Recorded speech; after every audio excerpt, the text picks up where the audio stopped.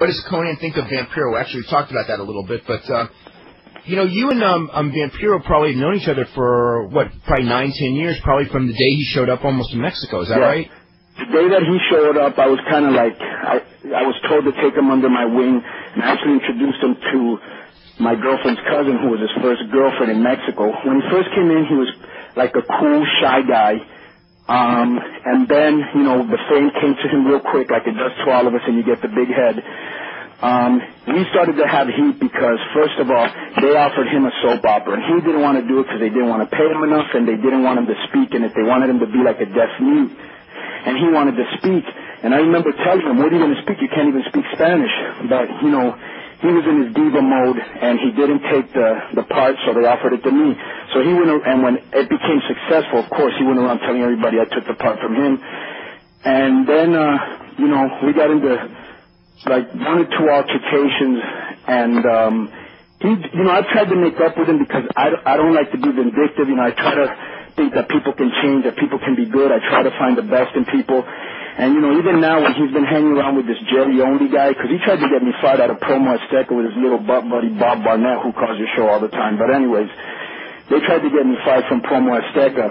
And basically he's been hanging around with this guy from the Misfits, Jerry-only, who's a guy that wears like the dark circles around his eyes, who's a really cool guy. And I even told him, I go, I hope some of this guy's niceness rubs off on you, but you can't change the spots on a leopard. He's still a jackass. Let's go to Bob Barnett. Bob, what's up? Yeah, hi guys. I had to call in because Carlos had to say, you know, butt buddy Vampiro, and I think I got about 3 calls. I just wanted to know, you know, Vamp sort of thought that you guys were starting to cool off on each other. You know, when are you ever going to get to the time when you can just lay off it? You and Vamp can both kiss my ass. That's what I have to say about that. You know, the motherfuckers going around the locker room trying to say I got heat for being on this internet show and that I was going to be on it in Tuesday and I was going to get more heat. He sounds like a little bitch going around gossiping, and you're usually the guy that gives him most of this gossip. So fuck both of you. Well, good, Carlos. I'm glad that you showed your stripes again. Thanks, Dave. I'll talk to you. Say something really funny so everybody thinks you're a charming guy. Get the hell off the line. Whoa. Good old Carlos. Bye. Good old Bobby. Bye. Oh, boy. Okay. Well, that was definitely different. Let's go to Travis in Tennessee. Travis, what's going on? Yeah, Raven. I know there's a lot of reasons that you got. You got to speak up. Oh, I'm sorry. You was talking about WCW, the people like Sting and Flair and stuff not giving you chances, not giving chances. Like, I don't know, you might get in a little trouble over this, but who just really kicks you off the worst in WCW? Hogan's a piece of shit. He's a fucking asshole. That motherfucker sabotaged my career so fucking bad. I mean, every meeting he would go in there, and I got a bunch of witnesses. You know, the fucker would go in there and go, this kid can't draw money. This kid can't do that. He's a fucking asshole. Well, there's your answer. Okay, let's go to Mike in New York. Yeah, Dave, what's up? Listen, you guys are talking about all the guys in WWF getting over and stuff, like Road Dogg. Road Dogg only got over when he started stealing his whole act from Snoop Doggy Dogg's Doggy Style album, you know? I mean, WWF should be paying royalties to Snoop Dogg because his whole entire act is stolen off the Snoop Dogg's album. Everyone steals stuff. I mean, that's how we learn. Get Snoop Doggy Dogg's, I think it's 93 Doggy Style. Get that album. He stole everything. Everything he says on the mic, he stole from that album. You know? And another thing is I want to say, you guys are talking about everybody who's not getting over it because they're being held back, this and that. You know, you got Raven there. You know, Corey Feldman only has a certain shelf life, Raven. You know what I mean? What's up, Nova? After a while, you start getting played out, you know? Like Corey Feldman? Corey Feldman, man. You're acting like a Corey Feldman. Corey Feldman gets annoying after a while. Is it Nova or Donnie B? I can't even hear you. Long enough to get on the show, you damn jabroni. Yeah, listen, Billy Kidman and all those guys are not. When Sid had the 5-minute match, and you write in the newsletter, Dave, Sid's not over. But when Kidman gets a 5-minute match, it's he's told to go home early, this and that. I mean, these guys are boring. Billy Kidman's boring. I mean, how can you dress this guy up? I mean, Hogan's got the biggest pop at the Nassau Coliseum. Everybody's making excuses. You know? I didn't make excuses. I just said that it's not the thing to be doing because they got to be rebuilding, and whether there's you know, you can't rebuild around 40-year-old guys and turn a company around. And that's, you got Raven back there saying, oh, you know, it's Nassau Coliseum. I would have thought Hogan would have got booed at the Nassau Coliseum because the new Long Island crowd is brutal. You know, I thought they were going to boo him. Well, they did every time until he came out. Every time on the you know what I mean? You got all these guys who can't get over it. You know, I'll pay $5 to $10 extra a ticket to keep the luchadors and the Japanese off the card. And I'm a fan. I'm a hardcore fan. I subscribe to your newsletter, and I don't like those guys. You know what I mean? And you got all these guys in ECW getting over. They're only getting big pops for their music. I mean, a few years ago, what'd you have? The Bad Crew coming down with March of the SOD. That song is getting the pop, not those clowns. You know, you got Raven coming out to Offspring. Everybody's popping for the Offspring, not Raven. Absolutely. You know what I mean? All these promos. Raven, you were ripping off Black Sabbath 5 or 6 years ago in ECW, you know? And critically acclaimed, you know, promos by Raven. I mean... No, I was ripping off Black Sabbath back in ECW, not WCW. That's what I'm saying, back in ECW, man. Yeah, absolutely. You got all these great promos. Fucking rocks. You know, and Billy Kidman, he didn't fit into a group like with the Filthy Animals. When I think of Filthy Animals, I think of Filthy Animal Taylor from Motorhead. You know, you think of Lemmy from Motorhead. Lemmy out? What was that? We should have brought Lemmy Kilmister out. If I would have put a Filthy Animals together, you would have had a better look for the Filthy Animals than Kidman. I would have put you in there. I would have got Brian Lee, maybe put him in there, some scruffy guy. The Bulldozer? What was that? The Bulldozer, Brian Lee? Yeah, where was he? Where's Brian Lee? Ball, whatever his name was, I would have put him in that group. Not Billy Kidman's going, yeah, with just a couple of filthy animals, Gene Oakland. What the heck is that about? Hey, where is Brian Lee at? I don't know. That's a good question. He's fallen off the radar. Yeah, he's another one. VH1, where are they now? You know, they got to get Raven. They got to get you and Corey Feldman together, man. We got to get a new caller. For the Uncanny, man. You know what I mean? Yeah. Hello. Nice caller. Let's go to David in New York. David, you're next up with Eric. Hey, my question for Eric is, why did you call Bruce Mitchell a pedophile on WrestleLine? I never did. You compared him to ML Curley. I compared Bruce Mitchell's approach to reporting to Jim Thompson's. But you said he went to the Jim Thompson School of Reporting, which is like saying how Roman Cunha today the Terry Garvin School of Self-Defense. No, it's not at all. You were implying... No, but you said that they had similar hobbies and interests. Absolutely, I did. And they do. Similar hobbies was a little strong. That might have been a little strong, but they do have similar hobbies. They both write about wrestling. No, you said you said they have more in common than people would think. They do have more in common than people think. Neither one of them step outside of their zip code to really report on wrestling. Neither one of them know half the time what the hell they're talking about when it comes to wrestling. But they'll be the first ones to put themselves out as wrestling experts and tell the world what's wrong with it. That's what they have in common. And my other question is, since your on-air character last night was kind of gloating about ramming the Hummer into the limo, will the Hogan character be pressing charges? Gee, I don't know. Do you think he should? I'm just saying that, like, it's not like he was just suddenly, it's because the way it was done that you come out bragging about it. You know, last time if it was like someone, you know, if it was just someone said if it was who was driving the Hummer, but the person could have kept denying it or something. You know? Like if Randy Savage said Eric Bischoff was driving the Hummer, then your character could have denied it, and, you know, it's not like there would have been anything, you know, like within the storyline that could have supposedly held up in court. But just the way it was done, like, it's not like you just beat him up in the locker room, you hit the guy for the car. Yeah? My point is that it's not, the fact that the character gloats about it instead of just beating away. I mean, I kind of understand the way that it was done, you know, that if you just drove away without getting out of the car, then it would have been another 3 months of who's driving the Hummer. But it just seems too, I mean, it just seems too unrealistic even for wrestling that someone could hit someone with a car and there will be no charges pressed. I'm not sure if you're, how old are you, by the way? Why do I have to tell you that? Well, you don't have to tell me. I won't take you to court if you don't tell me. I'm just saying that... No. Answer the question. How old are you? I'm a teenager. I'm 15. Okay. When when we produce a show, we're producing a show to create emotion. We're not producing a show to, create a format that would stand up under the scrutiny of a judge. There's a lot of things that we do that in real life would never be able to play out.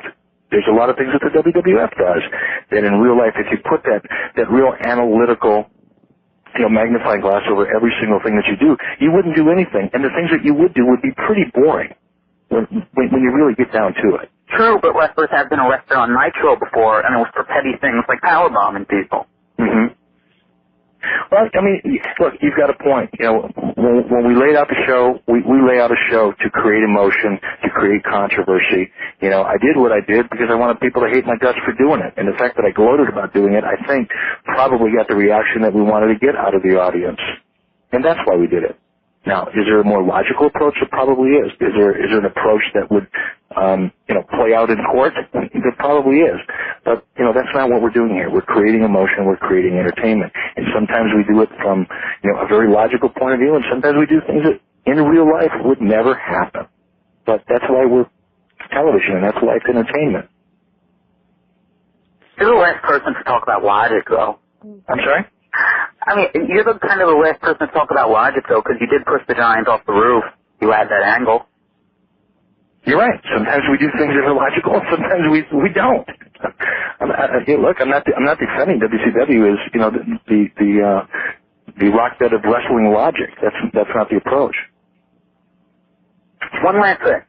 I hope so. Not that I don't mind talking to you, but it's okay. One last thing. I mean, there was a lot of criticism for your idea for what you were going to have for Vampiro at the New Year's pay-per-view. You regret suggesting that idea, since some people say it led to your demotion.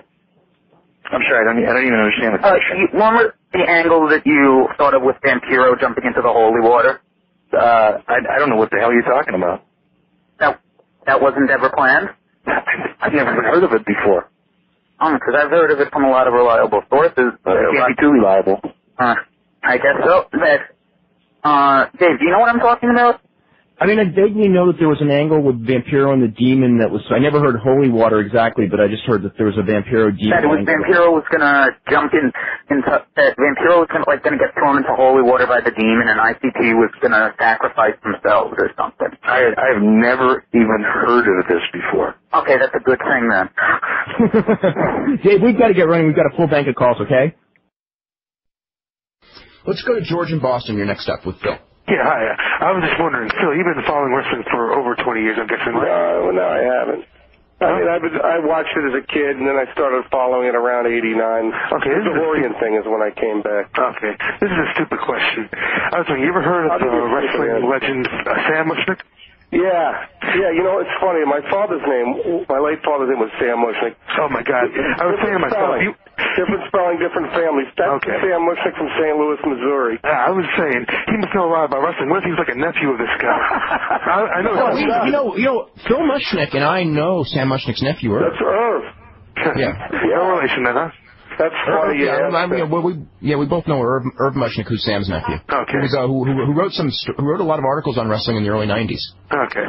Because I thought, oh my God, this guy has the same name of a wrestling legend like Mushnick, Sam Mushnick. No, I'd be living off residuals. I'd be very pro wrestling. Yeah, I mean, not even that, but he wasn't probably into was like today. He was friends with Lou Thesz, right? Sam Mushnick and Lou Thesz were business partners for forever. Yeah, Lou Thesz is the way it is today. That Sam Mushnick was a very real giving guy. That, when wrestlers were down and out, he made sure they were taken care of. That's what I always heard about him. Well, I don't know. He had a reputation for being honest among wrestling promoters, which may not be a huge compliment, but actually it was. Most people were very complimentary of Sam Mushnick. That's rare in any sport. Like the only booker in the past 20 years I've heard of that really cares about is a man like Giant Baba, and he's dead. Yeah. Yeah, that's too bad. I mean, I wouldn't. It's a funny word when you say care. I mean, I think that everyone cares. It's just that I don't think Vince wants to see these guys hurt. That's obvious. But I'll agree. Back in the old days, 15 years ago, there was less of a rope, a net, if these guys fell. today. I mean, you look like you know who the Hardys are, Mr. Mushnick? I've heard of them. Well, and Chris Benoit, right? I've heard of Chris. Have you ever seen a Chris Benoit match? I mean, he doesn't use steroids at all, and everyone, Dave, you know, everyone thinks he's the best. I don't want to start fights here, but don't say that. Okay? What? You don't know who uses what? We don't know who uses. We don't know who doesn't use steroids. Well, I shouldn't say that. But I don't want to be accusing anyone. I don't want to be accusing anyone of anything, but I don't want to say that someone doesn't like that either. Especially, you know. Okay, so go ahead. Yeah. No, I was just saying. I heard about Sam Mushnick. That's all I want to talk about. No, but thanks for asking. No, my father was an insurance agent. Well, okay. Thanks, bye. Let's go to James in New Jersey. James, you're up with Rick Martel. Is this Rick Martel? Yes. Oh, sorry, I just tuned in late. At least there's one person out here worth respecting. Now, I have a question. Dave Melzer, how long did it take to wipe the brown off your nose at the last Thursday at the Tillman show? Because you're such a brown nose with his WWF marks. That's really intelligent. See you later. Oh, God. This is from Scott in Maine, and he said that he wanted to know if you have any good road stories about Brian Pillman. I have a couple questions like that. How much time do you have? How much time do you have? Oh, my goodness. It's at the Waldorf Astoria, okay? We're there. You're laughing, did I tell you? Okay, we're at the Waldorf. Huh? I don't know it yet. Okay, we're at the Waldorf Astoria. You know, the best zip code in the country. Most expensive real estate. We're up there for the doll convention, the Galoob doll convention. Okay, so Brian was single at the time. We were both out roaring around Manhattan. So he gets a friend, meets a friend, this chick, beautiful blonde, and we go back to the hotel, and I had met some other girl that was at the doll show that day. So I'm in my room, we split up, and usually our deal was to leave the doors open, you know, in case, you know, you needed a toothbrush or some dental floss or something, you know, that we could walk in, or, you know, a soft knock. Anyway, I'm in there with this girl, and one thing leads to another. All of a sudden, after about an hour or half hour, Pillman comes in, and he slides in, and they're naked. And Brian says, "Hey, Tom, come here a minute." So we had been out, had a couple of beers, and I said, "What is it?" He goes, "I'll leave the light on in the bathroom. I want you to come in and hold my feet. I need to get some traction. So slide down low and hold my feet at the end of the bed." I'm going, oh, my God. So anyway, that was the story. Oh, my God. Wild and crazy times. Pillman was a gas. He was a wild man, and, yeah, he's truly missed. Let's go to Terry in North Carolina. You're first up with Shannon Moore. Hello, how you doing, David? I'm doing good. How about you, Brian? Doing good. How you doing, Shane? What's up, man? How are you? Shannon. Okay, my fault. Okay, Shane's the other guy. Okay, yes, I got a question to ask you too. Okay, is it true that y'all and the Young Dragons gonna be in a ladders match? In a ladders match? As of right now, there's nothing definite, but hopefully, you know, something like that will come up because I'm ready for it. It'll be pretty entertaining, I think. Yeah, because I was hearing Mark Meg talking about it on WCW Live a few times. Oh, really? Yeah, I've heard something mentioned about it, so hopefully it could come up. Maybe at the pay-per-view, maybe not. I don't know. There's nothing in stone right now, but hopefully it'll be soon.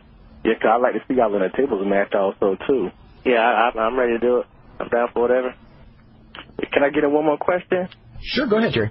Okay, yes, Shannon. Okay, the thing about Jimmy Hart or whatever, I can't believe that he's having help with some of y'all music also too. I can't hear you. I don't think. What did you say? What did you say? I don't think he's producing everything by himself because it's kind of obvious because a lot of his production in WCW sound more of an 80s. Well, Jimmy Hart's kind of like an 80s musical mind or something. I mean, because the songs that he writes, in the early 80s he used to write these little songs in Memphis. With he actually sung them himself, and they would do music videos to him, and it was kind of cute at the time because no one in wrestling, you know, that was like way above, you know, ahead of what anyone else in wrestling was doing. It was way before, you know, like the WWF Rock and Wrestling Connection, which came about 3 years later. Okay. Yeah. Anything else? Okay, I'm still here. Okay, one more question before I go. Okay, yeah, because I hear him claiming that he did a lot of stuff like the Wolfpack music. I really don't believe that right there. I think he paid somebody to do that. I think he did the Wolfpack music. I've heard that too. Yeah, he did. Oh, he did. You know, he did all Terry Funk's music when Terry Funk used to release records in Japan in the early '80s. Mm-hmm. Kind of hip hop. That's why. Yeah, but he's like a. I mean, he's real into music, Jimmy Hart. Yeah, he's wherever it comes to music, Jimmy, he knows what he's doing. That's yeah. Okay, yeah. I was just wondering, what about John Johnston? What y'all think of his style of production? I don't know. Yeah, I think he have a little help too, also. Well, everyone. I mean, you got to have help. I mean, it's not like Jimmy's a one-man band doing everything himself, but yeah. I kind of figured the guys who doing the vocals on the DX song, they helping doing some of the production too.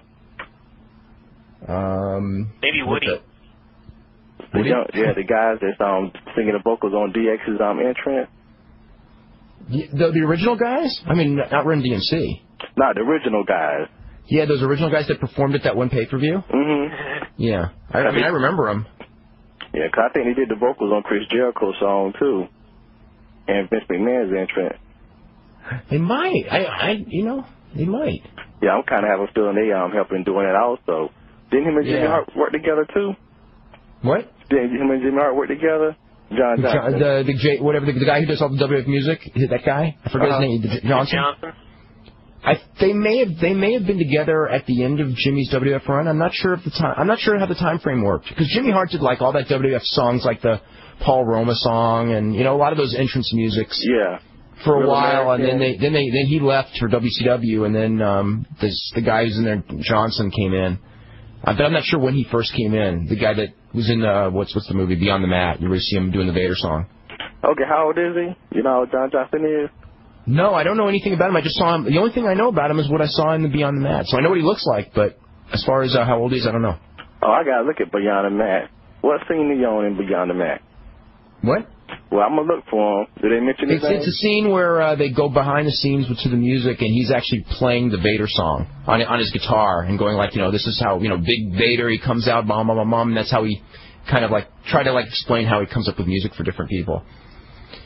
So, I don't know how. I don't know that Steve Regal song though. They should have made him explain the Steve Regal song. Yeah, that was kind of sloppy right there. Yeah. Okay, we got to get running right now. Okay. Okay. See you later. Okay. Anything else, Mike? Yeah, I have a second question for Dave. Judging by your reputation and on your views and the star that you give per matches and match quality, do you feel that America's favorite food should be a taco or beef lo mein? Well, I actually don't understand that. I think I know what you're saying. One time, I'll give you a classic line. This is a really good one, and Ole should sue me if it's slanderous. I went into Ole one time when he was burying me, fined me like $3,000 for missing a shot when I had a personal conflict. Right? Do you remember that? Mm-hmm. Yeah, I do. Okay. So I went into the office and I met with him, and I was up at Gainesville, and it was, Flair was shaving. I'll never forget it.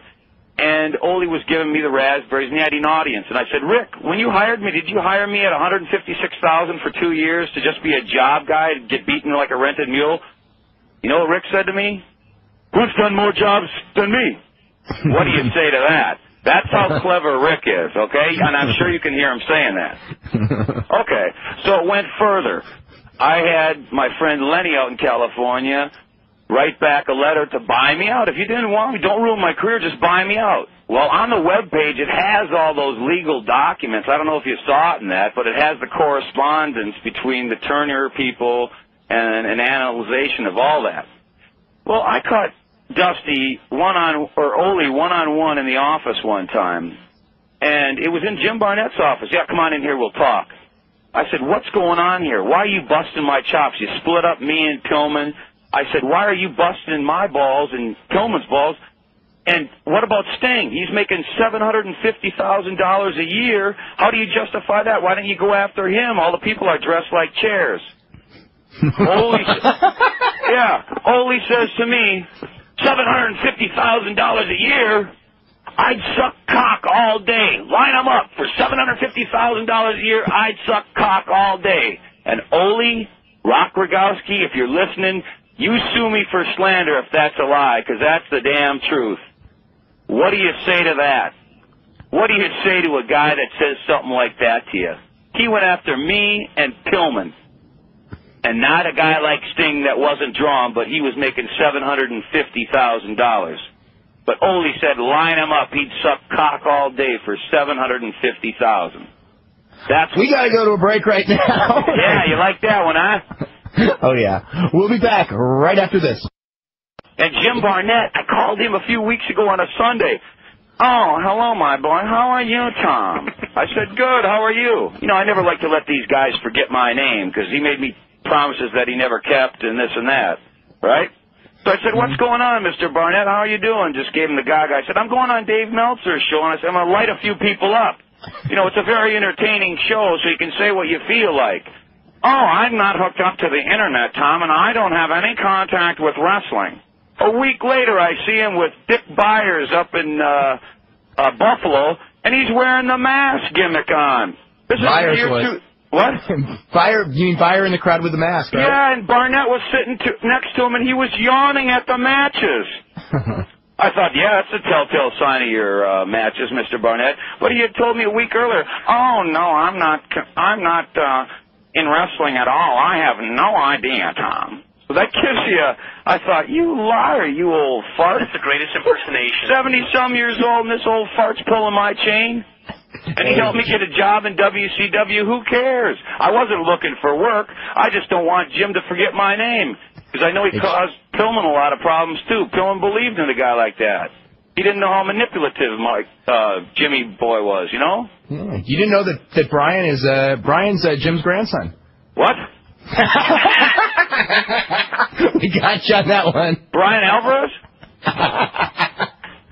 You're his grandson? That's right. Are you serious? Well, why would he lie to me? No, he's not really. Oh, I thought he was because he wrestled in I've always liked Portland. You still wrestle up there, my boy? Yes, I do. What's going on with the commission? I hear there's a lot of heat. How about the Rats? Any dirt on any of the boys? Let's go to Terry in North Carolina. Terry, what's going on? How you doing, Dave?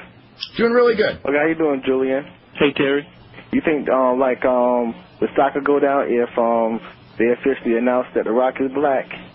Because If they announce that on it won't make the slightest bit of difference. I'm good. I want to start with JD in Pittsburgh. JD, what's going on? Hi, Dave. Hi, Lance. Hi, Brian. How you guys doing tonight? Hi, JD. All right, I want to talk to you guys about a few things about last night's Thunder Show, if I could. Briefly, I want to talk about one person in particular, Scott Steiner, as far as his actions go. I mean, I understand he's the heel character and all in WCW right now, but I have to ask you, Dave, and maybe you guys could comment on this real quick. Do you think the way his actions have been lately, especially provoking the referee and pushing him, he hasn't been suspended or worse, fined by the WCW? I mean, you know the rules. You cannot touch an official. No, I'm sure that they're encouraging him to do that for his character, so I wouldn't really worry about that. It's the stuff he does that you don't see that I would worry about, and he does do that. he goes off the edge a lot. We know that. Well, maybe that's why it's so believable when he does it on camera, because deep down we know that he possibly really could be doing this. Scott Steiner's like... He should be banned from the crowd. Well, I understand he's a great heel and everything, but they should take some action with the actions he's been portraying in the ring. I mean, the rules are simple. You do not touch an official when you're in the ring. You do not. Yeah, if you do down on it. You do if you're told to. JD, we got to get running, okay? See you guys. Let's get to Mike. Mike, what's going on? Hey, what's up, Dave? Not too much. Listen, if Vampiro thinks that the wrestling industry was, bad to him, that there's a lot of characters, wait till he figures out what's going to happen to him in the music industry. Because Insane Clown Posse is going to take him over the hurdles. If you think Russo was bad and WCW was bad, Insane Clown Posse probably would get him signed to a bad deal.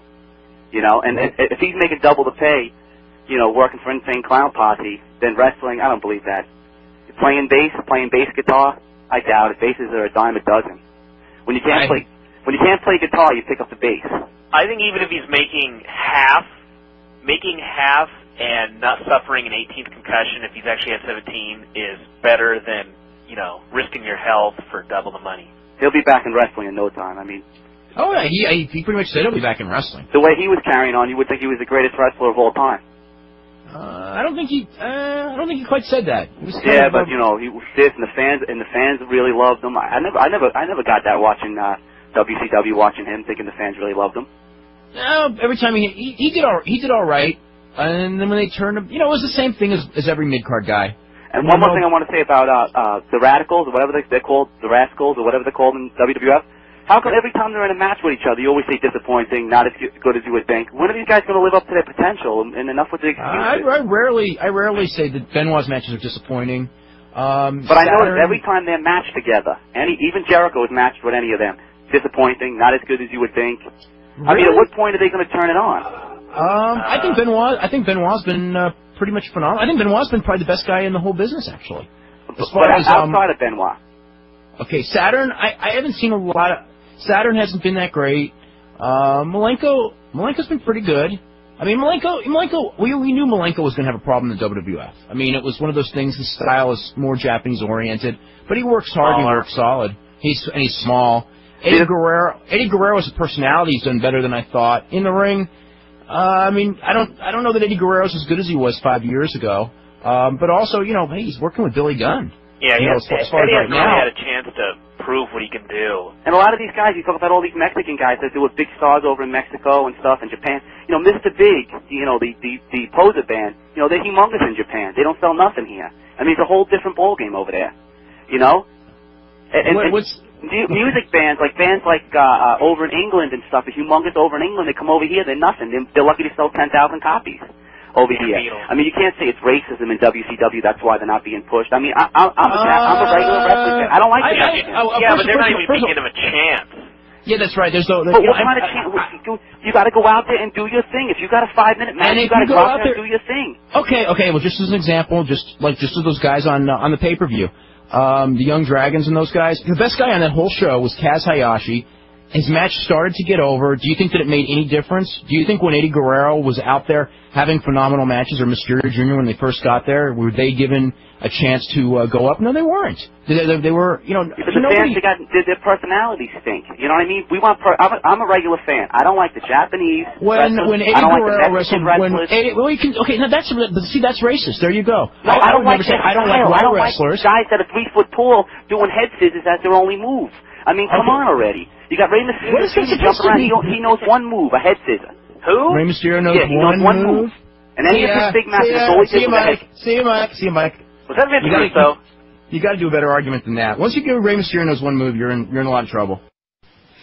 Let's go to Dimitri in Albany. Dimitri, what's up? Hey, Jim. Hey. Did you try to bring Abdullah the Butcher into WWF when you were there? That's right. Somebody asked that the other day. Did I want to? Yeah. Yes, I thought when Mick came in that it would be fabulous to do something with him, and this was one of my first bones of contention with Russo, because I think I suggested Abdullah in a box, and later on I had Terry Funk in a box, because you know what, it's a rule of thumb in wrestling, the guy that comes out of the box gets over. I'm sorry, but you know, that's the way it is. The guy that comes out of the box gets over. But at any rate, I had suggested Abdullah, but it never came to pass. That you think there's like a place for him today in wrestling? Abdullah? Yeah. Dave, if I'm not mistaken, he still wrestles, doesn't he? Yeah, Big Japan. Yeah. Probably just some indies. Oh, not again! Go! Kill him! I thought we had a rule. We have a. Yeah, what is that rule? No banging pots and pans during the show? Pots on the air. What was that? That's right. Let's get to the phone calls because we got Wade in Minnesota. Is this the famous Wade in Minnesota? Yeah, this show reminds me of an old bowling shoe. Oh, it's not the famous Wade in Minnesota. Okay, go ahead. Hey, you there? Hey. I'm here. Yeah, listen, I want to say about Dusty Rhodes. You know, that people saying you weren't hard enough on him, or that you know, they didn't want to hear you bring up old controversies. You know, you're supposed to be a journalist. You know what I mean? You should have hit him with everything. Okay. You know what I mean? it's like if Geraldo and was so outspoken against O.J. Simpson for years, and then if O.J. did his show, I don't think Geraldo would be asking him what was it like to be a spokesperson for Hertz Rent-A-Car. What's Geraldo doing right now, by the way? I don't know what Geraldo's doing. Well, that other guy who does the cable show, who used to, you know, you should have hit him. It was, you know, you're supposed to be a journalist, you know. No, actually, I enjoyed the show with Dusty a lot. Yeah, it was a good show, but he's like public enemy number one in, you know, No, in your he's not. newsletter. He's no one. He's no one's public enemy number one. Come on, I mean, everybody's Dusty. bad-mouthing Dusty. He was a Dusty terrible announcer. when Dusty was in the 80s and the early 90s, that's ancient history. You know what I mean? And then We brought stuff up from that period. I mean, what do you want to do? Harp on the fact that he didn't turn Ric Flair babyface in '88? I mean, it's in 2000. Yeah, but then why does everybody keep bringing that up? And when they write letters in about Dusty and, you know, and Hogan and all these guys, and then you get them on. I don't get. I haven't gotten letters about Dusty in like 8 years. I mean, it's 2000. I mean, you know. I haven't gotten a letter about Dusty Rhodes' booking, and I couldn't even tell you the last time. And believe me, I get letters. that is not a subject that people talk about anymore. I mean, you guys get all these wrestlers on, and you're just kissing their ass. You know, like Vampiro's like, I'll call you later, Dave. You're supposed to be a journalist, not buddy-buddy with all these guys. Vampiro. I've already said it on the show. The Vampiro show was a very different show. What can I say? Yeah, we're talking about if Vince McMahon came out tomorrow and said, I don't want any kids watching Monday Night Raw, how do you prevent a kid from watching Raw? How do you prevent kids from watching Raw? If Vince McMahon came out and said, I don't want any kids watching Raw, anybody under the age of 12. But that's okay. Now that would be the same as like the tobacco company saying it's up to the parents right now to do that. So you know what I mean? No. Okay, wait a minute. It depends on. It's up to you to put on a show for the people who are watching, for the demographics that are watching your show. You can say, I mean, if you can't say you're adult entertainment when some shows, including like Sunday Night Heat, are 41% kids watching. Yeah, I mean, you're fooling. I'm talking about Raw. I'm talking about Monday Night Raw. This is Monday Night Raw, which is about 32% kids. Yeah, but if Vince McMahon came out and says, I don't want any kids and Heat's watching even Raw. What do you do? How do you stop kids from watching Raw? You can't stop kids from Okay, first of all, the whole point of all this is that you put on a television show for the audience that's watching your show. Yeah, okay. That's the whole key. If the audience watching your show is kids, then you should put on a kid's show. You don't make a show that's designed to attract kids. How is Raw designed to attract kids?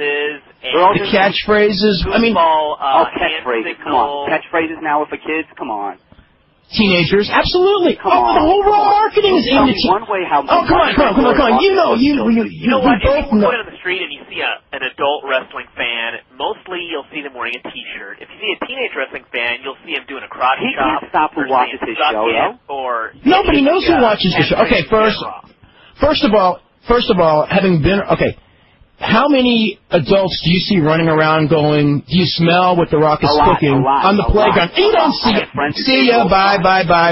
Don't insult my intelligence. Okay, let's go to Paul, New York. Yeah, hi. How about WB Network for ECW? If they can get on. I mean, I think Paul would die and go to heaven if he had national WB exposure. I mean, see ya! Oh, my God. He snuck in right before the show ended. Oh, man. He could have at least asked about Abdullah. Yeah, but then we would have known. Okay, let's go to Mike. Mike, what's up? Hey, what's up, Dave? Not too much. Hello? Yeah. Hello? Yeah, Mike, listen, you're on. you know how they were calling on Raw on Monday night, they kept calling Trish Stratus, Vince McMahon's very good friend? They got that from Mayor Giuliani's girlfriend. When it was found out that Giuliani had a girlfriend, he denied it and said his very good friend Judith Nathan. So that's where that's from. There you go. I mean, but they need Russo back in the WWF. I mean, they're hurting over there. Vince McMahon's very good friend. Are you Russo? Oh boy, okay. And one more thing, Bruce Mitchell. Last time you were on, I called up and I said that you were like, how did he get through? That the fans need to be educated to the luchadors and all those guys. Those wrestlers got to adapt their style to fit in here. This is not Mexico. When baseball players come over here, they got to learn how to play baseball our way. We're American. Okay, wait a minute. Hey, hold on. I can barely hear you, but stop. Okay. When Nomo first came over, and he had that, what was the name of that pitch that none of them could hit the first time around? How come he had to adapt they had to adapt to him? Well, so anyway, not that that has anything to do with wrestling, I'm just making real quick, let me just say, when El Duque and, Hideki Arabu, whatever his name is, when he came in, when those guys would get, roughed up in the game, they didn't want to give up the ball. They were like, we started the game in our country, we finish a game. They're like, that don't work here. You gotta do it our way. Hideki Arabu wouldn't field ground balls after somebody would get a hit on him. Somebody would get a home run, the next guy would hit a ground ball, he wouldn't run after the ball. They're like, no way, that don't fly here. They got to adapt their style here. Like I just said with my point on Nomo, what does that have to do with wrestling? Yeah, but this is what we like here. We like the big guy, Scott Steiner. You know, we don't like guys Well, that Scott Steiner's drawing huge ratings and giant crowds right now. But, you know, you guys keep making excuses for all Bye, these Mike. guys. Bye, Mike. Bye, Mike. If he would have said The Rock and Steve Austin, you know, that's okay. But, you know, you can't bring out Scott Steiner and tell me, you know, like, this is what people want when, you know, he's on top of a company that's dying, you know. I mean, not that Scott Steiner doesn't have potential to do well, but you just gotta be quicker on your feet, dude. Let's go to Star in Seattle. Star, what's going on? Hey, Jim. Hello, how are you? Good. Me and my boyfriend last night were watching your Fan Week videotapes from 94, 95. Yes. And, they're really great. I was wondering if you got a chance to beat the living shit out of Mark Madden. No, actually, I never have, and actually, I also didn't know you could say that word on Dave's show, but if you can, he is a shithead. And, you know, actually, I wouldn't try to do that because beating the shit out of him, I'll say it again, would take all day. I'd rather beat his brains out because that'd only be a 2-minute job. But no, unfortunately, the only time that I've ever been in the same building with him since then was at the tribute show that they did for Brian Hildebrand in his hometown shortly before he passed away, and I didn't know that Madden was even going to be there until the night before, and there were discussions as to whether I should go home because I didn't want to cause an incident. And finally, they agreed to keep him upstairs, and I agreed to stay downstairs, and never the twain met. And that was not the venue for it. But at any other point, if I was ever in the same building, I don't care whether he's got a lawyer or not. He can sue me. He can stand in line. I will, if I ever get the chance to see him, do my dead level best to beat the snot out of him. Damn right. Do you still go to Dairy Queen? Yeah, there's Dairy Queen right down the street, and you know what? They get my order right every time.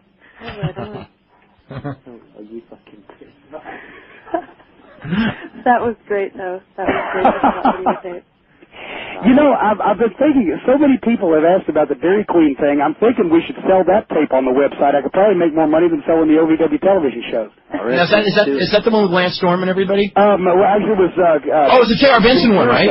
Yeah, J.R. Benson shot it. It was me, J.R. Benson, Ron Hill, Chris Jericho, Brian Hildebrand, Jimmy Del Rey, and a couple of other people in a van coming back from a show one night. And the show hadn't done real well, so I was a little testy anyway. But and then maybe I'll put that on the website. I can have the exclusive copyright on that. That'd be great. Yeah, me and my boyfriend think you're like one of the greatest men to walk in wrestling. We have a lot of respect for you and what you do. So. Well, thank you very much, Star. I appreciate it. Yeah. What's the name of the man that does this interview? Me? Dave Meltzer. Oh, sorry. I always forget the name of people who suck. Okay, thank you very much. I appreciate it. Let's go to Tom. Tom, what's up? You ain't gonna rerun this show, are you, Dave? This is the archive, like the Disciples of Sin. Yeah, that's right. One of Dave's favorite shows. Interesting. You know what? I'm going to put my foot in my mouth. I was just thinking about this during the break. I once, many years ago, had a breakup. And you're talking about being snubbed by a woman, right? And I never wanted to do what Vince did last night, but I will say that I did, in my fantasies, envision the thing from the week before. I didn't do it. I ended up, what did I do? I smashed a banana? Was it banana in her hair? Banana in her hair. Yeah, that was a famous banana in the hair scene. So anyway. I was wondering, because there was a comment in The Observer last week where you said something like, I can't remember what it was, something like this wasn't as messy as some of my breakups. Or something along those lines, and I thought... Oh, I was just saying that as a joke. But I thought there might have been a story. No, there was actually no hidden meaning to that comment, because I hadn't even thought of that at the time, but I did think of, oh my God. Oh, my God. All the memories are coming back now. No. Do you know who knows the whole detailed story of the banana in the hair story? Don't say Jim Cornette. No, Jim Cornette doesn't. Paul Heyman. Uh-oh. I talked to him later that night, went through the whole story blow by blow. He's booking WWF? Oh, my God. If there would have been a banana last week, that would have been proof. I'm a pretty strong guy. You were eating bananas when this breakup occurred? or this breakup? No, do you want to? Okay, we're going to talk about my breakup now instead of wrestling. I'll tell you the story. Okay, this is 1991, and it was the night. And I'll tell you. Okay, this was the night that Hulk Hogan lied on the Arsenio Hall show. Okay. All right. And I had just written an article for Sports Illustrated, and I was like exhausted, so I fell asleep. And my girlfriend at the time left, and then she came back and she was drunk. She was out with some friends and she was drunk. Okay. And we got into it, and she walked in right as Hulk Hogan was lying on the Arsenio Hall show, and he goes, you know, like, have you ever done steroids? And he goes, well, 3 times in my life to rehabilitate a torn bicep. You know the lie? And she looked at, I remember she looked at the thing and goes, oh my God, he's lying. He's killing his career. And I go, yep. So anyway, we got into a big fight a few minutes after that. That's how and she smashed a banana in my face and just was laughing hysterically because she was drunk. So this is, so about a couple weeks later we had the breakup. And so I actually, like, felt that as far as the breakup goes, you had to complete the angle. I was owed my retribution, and like I was like not going to like if I was never going to see this person again, I did in fact have to do something with a banana, and that was the spot. Okay, but as far as anyway, wow, yeah, that's a hell of a story. Is it really? It is. Yeah, you know what else? Not all that I'm just thinking it's funny because I look at it from the whole wrestling standpoint, where you built up the spot with the banana, the second spot, by an incident that occurred a couple of weeks earlier. It's the story of my life is all wrestling angles. But anyway, I had long since forgotten that whole banana story. I mean, not forgotten it, but I hadn't thought of it. And years later, I was in a phone conversation with Paul Heyman, and we were talking about this actually the same person. And he goes, remember when you put the banana with her hair? You know, and she, oh, by the way, just to make the story worse, she just got it permed earlier that day. So she couldn't wash it for several days, theoretically. So which was what made it really mean. But anyway, so he brought that, you know, years later when I had completely forgotten about it, he still remembered that story. So now we can go to John. Dave, how you doing? Doing really good. Let me ask you a question here. My friend was on the internet. He read your website, and you said that WCW is going to be dying. How do you know the deal's not done yet, and everybody's keeping it quiet? I didn't say that it was going to be dying.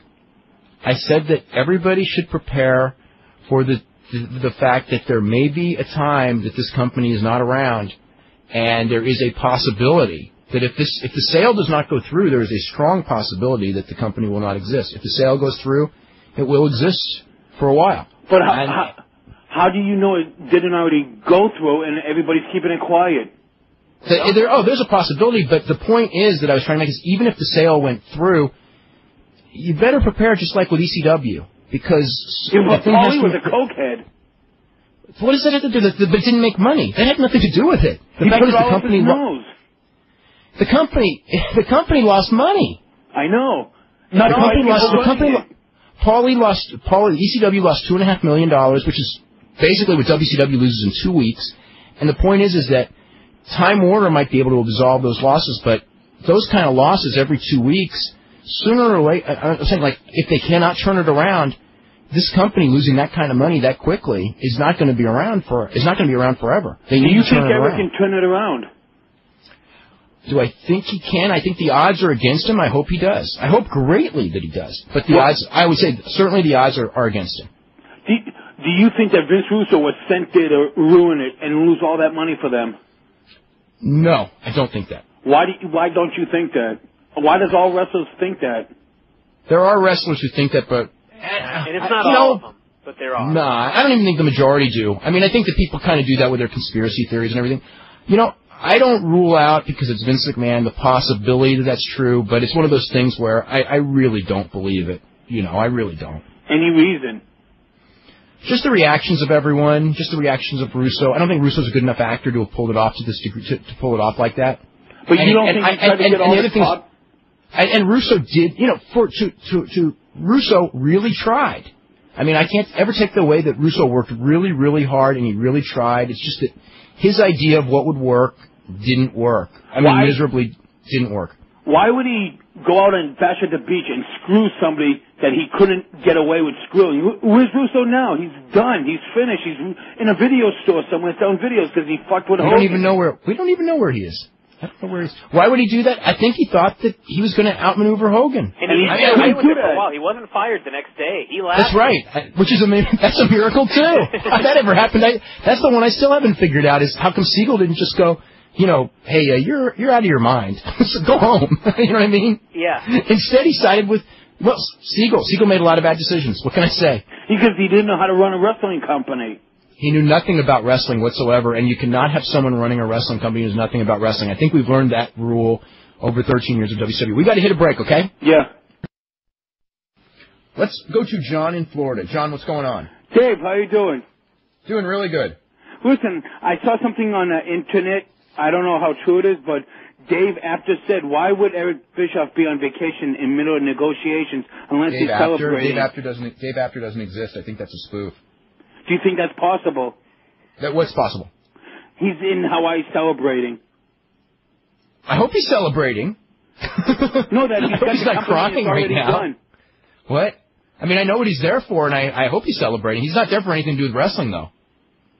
Where in Hawaii? What part of Hawaii? That I don't know. If I knew, I'd probably know more about what's going on. But why would he be there during negotiations? No, they stopped. Actually, Eric Bischoff's not even involved in these negotiations. That's the Fusion and Time Warner executives. Eric's a creative guy. Eric's not a money guy, which is good. I mean, that part of it's good. But do you think the deal's going to go through? I don't want to speculate because it would be really, even speculating one way or the other would be like leading on that I know more than I do and I don't. I think that there's a possibility that it will, and I've heard enough evidence on both sides to know that there's a possibility of either. Because I already heard it's already done, and they're going to do it at Greed. They may. I mean, or Monday night in Gainesville. Or Monday night, or Monday night in what was the other one? No, but that's the same thing. Okay, but see, now that kind of stuff. And I'm not saying it's not true because, as I said, I do not know. But I mean, how many times when ECW was running out the string, there's 3 shows left that we heard, or 5 shows left that we heard that on this date or on this pay-per-view, Paul's going to come in and announce, I got USA Network and everything is happy.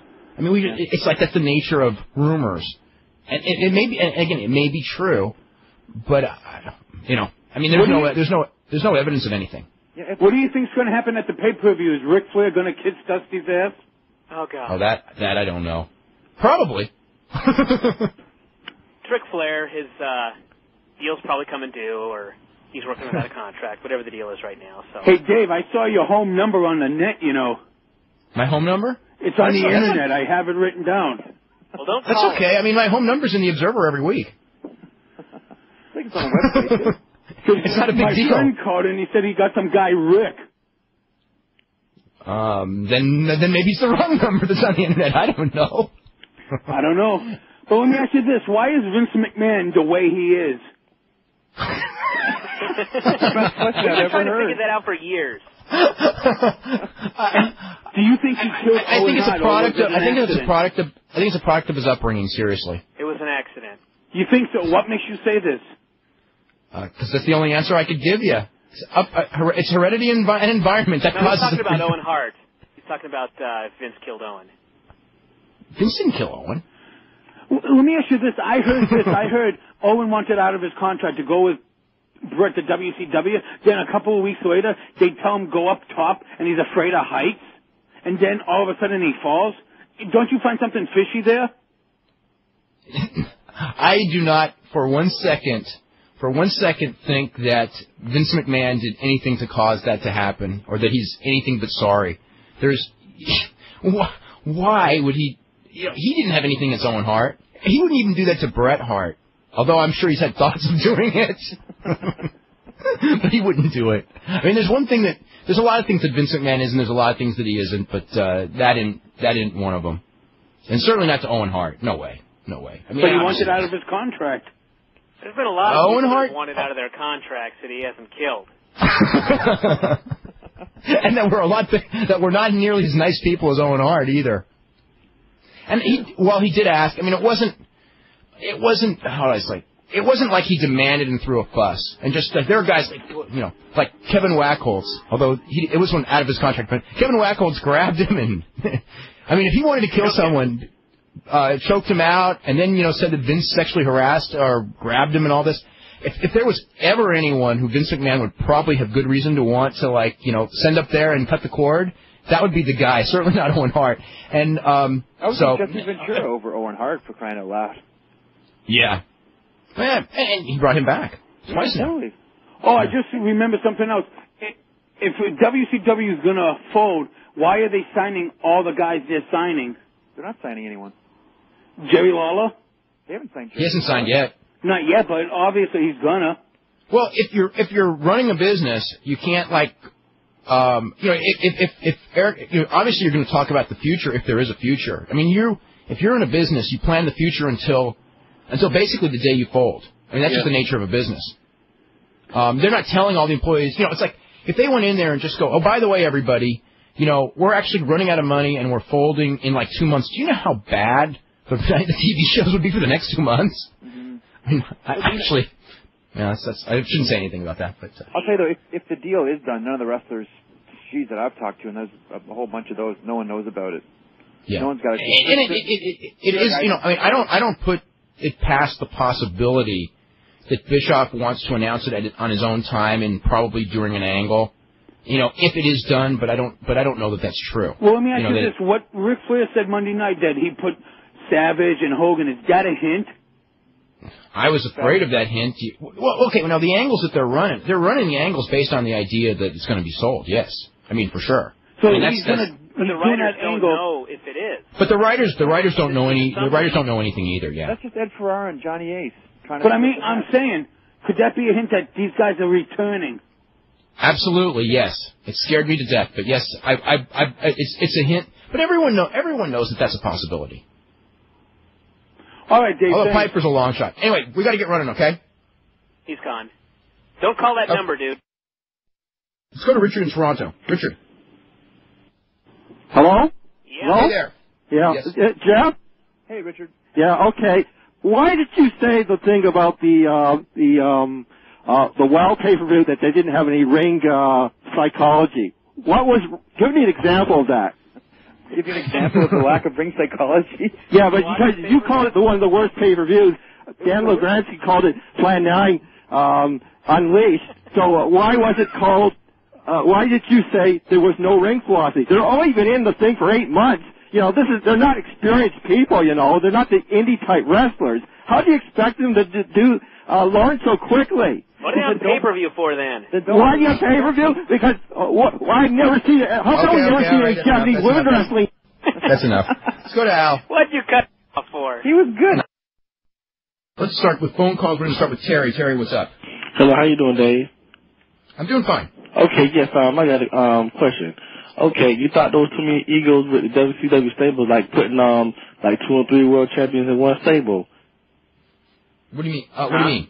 Like putting Kevin Nash, about 3 main eventers in one stable, like the Magnificent Seven, like they got right now in the band and the NWO.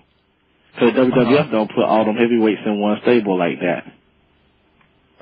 I don't think they need to. I think that they want the top guys not to be in a stable. I think the whole thing is the top guys shouldn't be in a stable. There should be individuals. Yeah, because WCW got these top guys in stables. Like the band, they had Kevin Nash, Big Papa Pump, and Jeff Jarrett all in one stable. Yep. And like they got now, like they got the Magnificent Seven. Who are the top guys? They got Lex Luger. Big Papa Pump, and Jeff Jarrett. Mm-hmm. And like the NWO, they had the same thing going too. Animal, there's a bunch of them. WWE's always done stable, so. Yeah, they put too many egos in them, basically. But in the WWF, it's like they got all the top stars as individuals. Yeah, that's right.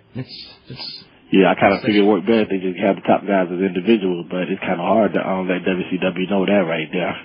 Well, I think it's a little late. Yeah, you're right about that, too. Yeah. And, matter of fact, do you like the Wolfpack angle? The Wolfpack angle years ago? Sure. Yeah, because I figured K-Dog was over, but Eric Bischoff was overlooking him a lot. K-Dog was over, but he made... the story of his career. You know, I mean, WCW. Yeah, whatever. There were people who wanted him out. He was out. It's a very political game. Yeah, because he was pretty much getting over, and I thought he had he did a lot more wrestling back then too, like than he do now. Well, he didn't much have a chance last night, that's for sure. There wasn't any. There wasn't going to be any. He wasn't going to do any wrestling holds there. Can you imagine if he tried to do one of those Mexican stretches moves? Mm-hmm. Steiner would have he would have just twisted him into a pretzel. Yep. Yeah, I can't stand Rick Steiner at all. I wouldn't even bring him back on TV, and it'd be ridiculous to team him up with Big Papa Pump all the time too. Well, I would say that you don't have to worry about that. Maybe. Unless Eric Bischoff buys the company. Then you probably do. Oh, no, I don't want no Bischoff to buy no company. Well, it'd be the best thing for wrestling if he could and he could make a go of it, but it's a lot of odds against that happening. Yeah, and Bischoff is spending too much money, too. Maybe. Like he's always been doing. Yeah, he showed up for trying to bankrupt Ted Turner. Yeah. We got to go, Terry, okay? All right, thank you. Let's go to John in Florida. John, what's going on? Hey, Dave, how you doing? We're doing fine. Hey, listen, do you think Eric Bischoff's announcement next week on Nitro is all will work and he's going to say, we got the deal, we're going to Fox? If he's got the deal and they're going to Fox, yeah, he doesn't have it today. And is it true? Somebody told me he has no power. How's he making matches and telling everybody to come here if he's got no power? Something's fishy there, don't you think? It's fake. No, Eric Bischoff's in control of creative, and he's been paid by Turner. He's got a contract with Turner, and this is his job, and he's doing his job. That's all. But do you think it's an angle next week? Next week is it. What are you talking? There are no more angles. It's over. It's over on that station forever. Okay? Maybe not forever. I understand that, but I'm saying the angles that they're starting, are they going to continue on to Fox? If they have it signed, then maybe that's what he will announce. But if they don't have it signed, then they can't announce it. Then they cannot announce that. Because there is no deal. There is no deal today, or there was no deal as of this morning. There may be one. I mean, things change on a moment-by-moment basis. There was no deal this morning. Jason Shire said when he called WCW last night, a lot of guys backstage said that wasn't Eric talking, that was somebody else talking. And they believe it's all a work. Oh, brother. See ya. Well, if that's the case. See, we should go to Charles in. Where's Charles in Connecticut? Okay, Charles, what's going on? How you doing, Dave? Doing really good. I have a few questions. First of all, is it a definite that WCW is off the Turner Networks? Yes, that's a definite. Monday's the last show. Is that just for a period of time or permanently? No. It's well, I mean, I don't want to say for forever because 10 years from now, they might get a new manager who likes wrestling. But I mean, it's not coming back in September. I mean, they're in the process. Turner TBS is in the process of getting Friends and Seinfeld as primetime shows, and they just don't care about wrestling anymore. So it's going to be more than a month to shut down at least? I don't know. I'm almost going to scream, Brian. Yeah. It's off the network because it's been canceled. And that means that it's not going to be a month. It's not going to be 6 months. It will probably be forever. The company will either be on another network, which is a slim chance, and I mean the odds are very slim of this happening. It will either be revived on another network with new ownership in a couple of months, or it will be sold to the World Wrestling Federation, and a couple of guys will go there, and the name WCW may exist for a short period of time for a WWF angle to kill it. But ultimately, at that point, if it's sold to the WWF, the company is dead. Okay. Okay, thanks a lot. What can I say? Quite a crew of callers today. You were talking about WCW calling the show a season finale, but if you remember last year, they took a break after the spring break show. But yes, I agree, this is more severe. Okay, hold on a second. Let me just say something real quick. I know that there are a lot of you out there that are very sad that WCW is going to die, and I know that Eric Bischoff in the past has done a lot of things and done some angles and tried to fool the wrestlers and a lot of people. And I also know that a lot of people are backyard wrestlers and have made tapes of some of your matches. And if you have a tape of your matches and you want to air it on TNT this Monday, you can't do it because TNT is not going to put your show on the air. And Time Warner owns TNT and TBS, and they have decided that they don't want wrestling. So they have canceled Nitro and Thunder. those shows are not going to air perhaps ever again. So it's not going to be a hiatus. They're not going to be off for a couple of months. They're not going to take the break after spring breakout. They're canceled, and they're done.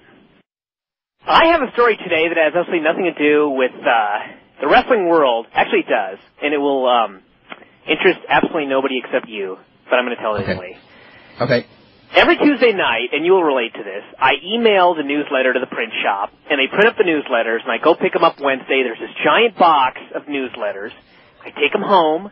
I put stamps on them. I put labels on them. I bundle them up and put rubber bands around them, put them back in the box, take them to the post office, drop it off, and they proceed to mangle them and deliver them in the wrong address. Destroy them and rip them up, yeah. Not deliver them at all in some cases. Well, anyway, I thought that I had seen the stupidest thing ever many times with the post office, and they topped it today when yesterday when I brought the box in, as I've been doing for 6 years now, full of newsletters, stamped, labeled, and bundled. What did they do, Dave?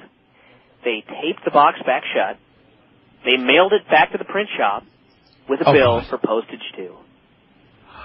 Oh, my God. So that means that only of the week, of the biggest news story that you've ever covered. I was up so late Tuesday night to get this thing done. I worked my ass off Wednesday to make sure they all went out on time, and the post office delivered them back to the print shop. So you're going to be like a couple of days late on the biggest story you've ever covered. Yeah. That is just so... And seriously, I think it was like the longest article I ever wrote, and I was so happy, and I thought, man, it's done. And what do? They mail it back to the print shop. I've actually never had that one happen. I've had many things happen, but not quite that. Cool. And I have two last questions. One for Rico. Mm-hmm. Are you looking forward to working with Billy Gunn? I'm sorry? Are you looking forward to working with Billy Gunn? Billy Gunn? Mm-hmm. Yeah. Cool. Because he should be in OVW shortly. Oh! Ouch. Oh. Okay, let's go to Mark. What's up? Hello, Dave. Hey. How are you doing? I'm doing really good. I'm a first-time caller. I just, earlier this year, got into listening to your show, and I think you do a great show, and just had some questions about the whole WCW thing I wanted to ask you. Sure. Do you think it's legit, or do you think this is some kind of master gimmick that Eric Bischoff's come up with? Oh, my God. Are you serious? I was just curious. I mean... no, it's unless he convinced Vince McMahon and the New York Times to work his angle with him. Yeah. Well, what have you heard recently on it? I mean, what's going to happen with WCW? It's almost, if it has not been sold in the last couple of hours to WWF, it's pretty imminent unless something breaks down at the last minute. I mean, Vince McMahon all but confirmed it. You know, I mean, he said in all likelihood they would own it, and I mean that time frame is probably hourly or daily as opposed to like not even a week when they will own it. Well, I just like to say that you and Brian do a good show. You treat your callers with a heck of a lot more respect than Jeremy Borash or Bob Ryder do. Because I called in last night to them on WCW Live, and I understand they're probably getting tired of being asked about the whole WCW thing, but Jeremy Borash was a little bit kind of rude to me, and then I got cut off when I was talking to him, so I thought that was kind of rude. But I just like to say y'all do a great show, and keep up the good work, and look forward to seeing what happens with WCW and everything. So take care, guys. Okay, thanks very much. Okay, let me get into this. Can't yell at a nice caller. No. We've got Tom Zink on the phone. We also have Jeff Merrick here of Live Audio Wrestling. Brian Alvarez, of course, of Figure 4 Weekly. Tom, what's going on? My three favorite guys, Jeff Merrick, Dave Meltzer, and Brian. How are you, Brian? My God, Brian, if I had a grandson, I'd want one like you. You've really got a pulse on the business, my boy. I'm sure you saw this coming. That Fusian deal, I think they're just some dirty, rotten scoundrels there with that Eric Bischoff. I never liked him. How are you, fellas? Hey, let's go to Dan. Dan, hey, what's up? What's hey, up how with are you? you? What's up with me? Yeah. Oh, fine. What's going on with Vince McMahon? As far as? He just bought WCW? Quitting? I heard that he was quitting. Quitting what? Quitting the whole wrestling thing. He wants to devote everything into his XFL thing. What do you want? Give me Mike and some the of Mad that Dog stuff. a second ago? What's that? Were you listening to Mike and the Mad Dog? No, I was listening. I called in, and that's what I heard you guys say. Oh, we did not say that. So Vince McMahon, as far as you know, is not quitting. What he is not quitting? No, absolutely not. I'm just saying. Where's this call coming from? Jamaica, man. Hello? Hello? Yeah. Listen, is this true or not? Vince McMahon is not quitting wrestling by any way, shape, or form. He just bought WCW yesterday. I heard that he did it as a tax write-off. He's got an XFL. I don't think he needs tax write-offs. Very Shit, good. piss, fuck, cock, cocksucker, motherfucker, and tits. All right, Shit, bye. piss, fuck. It's a shame when cousins marry. Yeah. All right, guys. That was Dan from the Dan and Scott show. They wanted to play a little prank. Dan got running on us. Very good. All right, we're gonna go to John in Florida. John, how you doing today? Hey, Dave, how you doing? I'm doing good. Listen, I got a question to ask you. Is anything going to happen at WrestleMania that's supposed to happen with the WCW guys and the WWF guys? Everything that's supposed to happen hopefully will happen. As far as for the WCW guys, I'm not sure. I think that they should. I think something should happen. Because I think Wade Keller's full of shit. To be honest with you. What's he saying? What do you say? He's got you should hear him. Booker T's going to be in Shane's corner. He's going to challenge The Rock.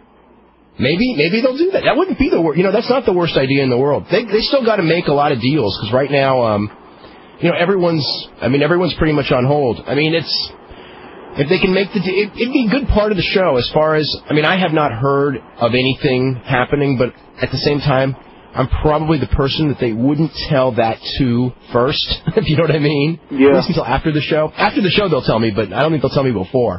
Is it if Linda wasn't going to be there in the wheelchair, I would think for sure that somebody would be in Shane's corner. But the fact that she's there, I don't know. It almost distracts, because I think the big pop's Linda coming out, and if there's too many things going on, but then again, it's Vince's match, so there are going to be too many things going on, because there has to be. It's Vince, Is it true about Sting?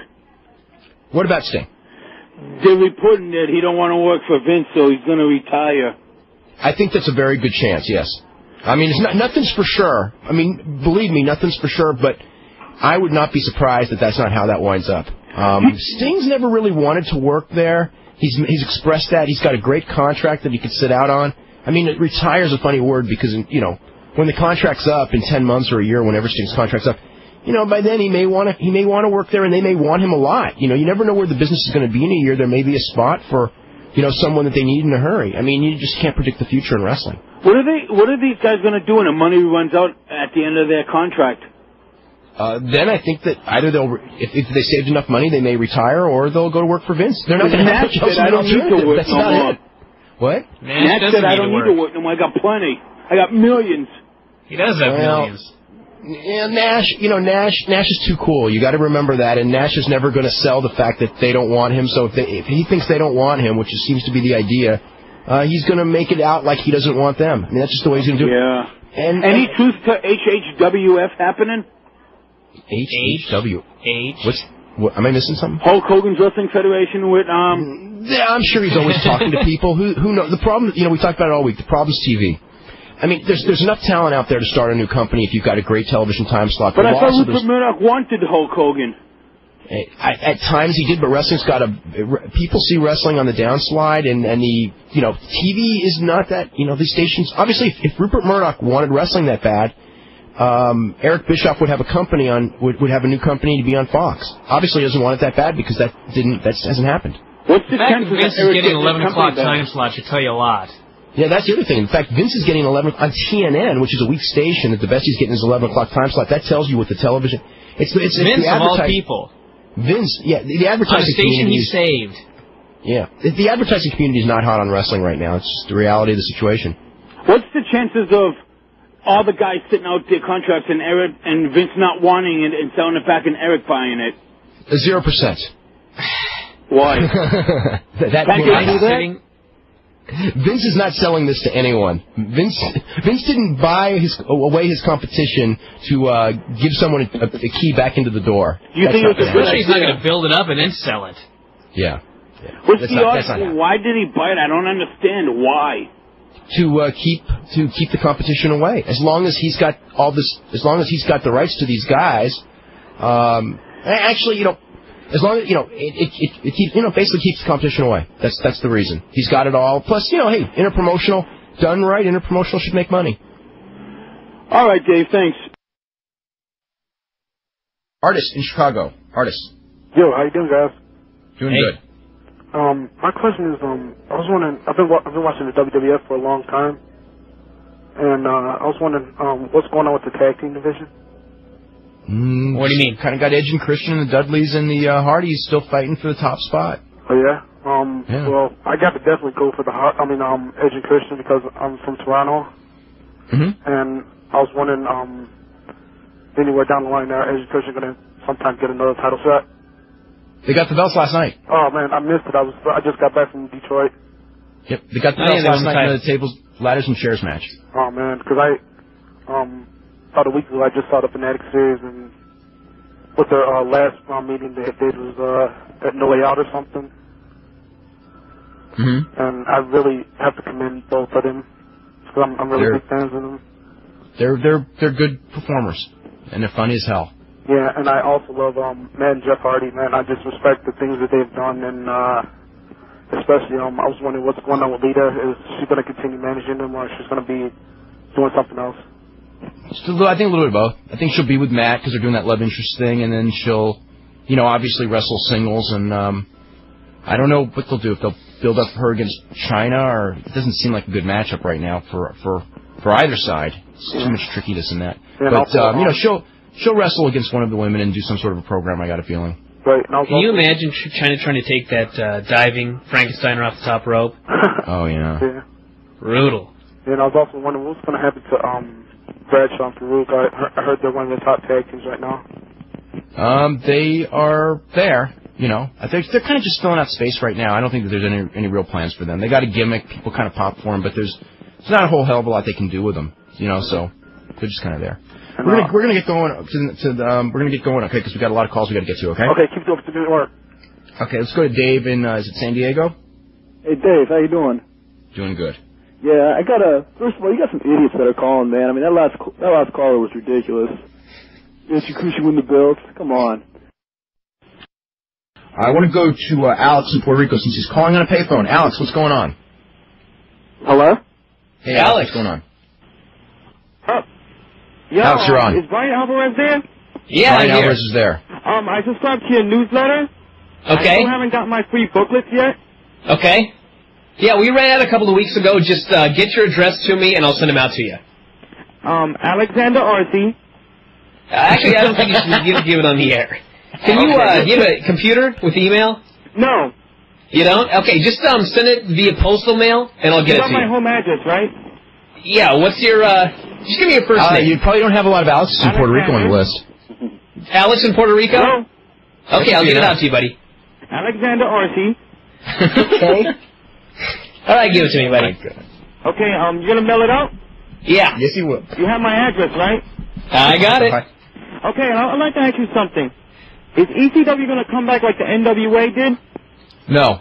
They just filed bankruptcy. They're dead. When they died?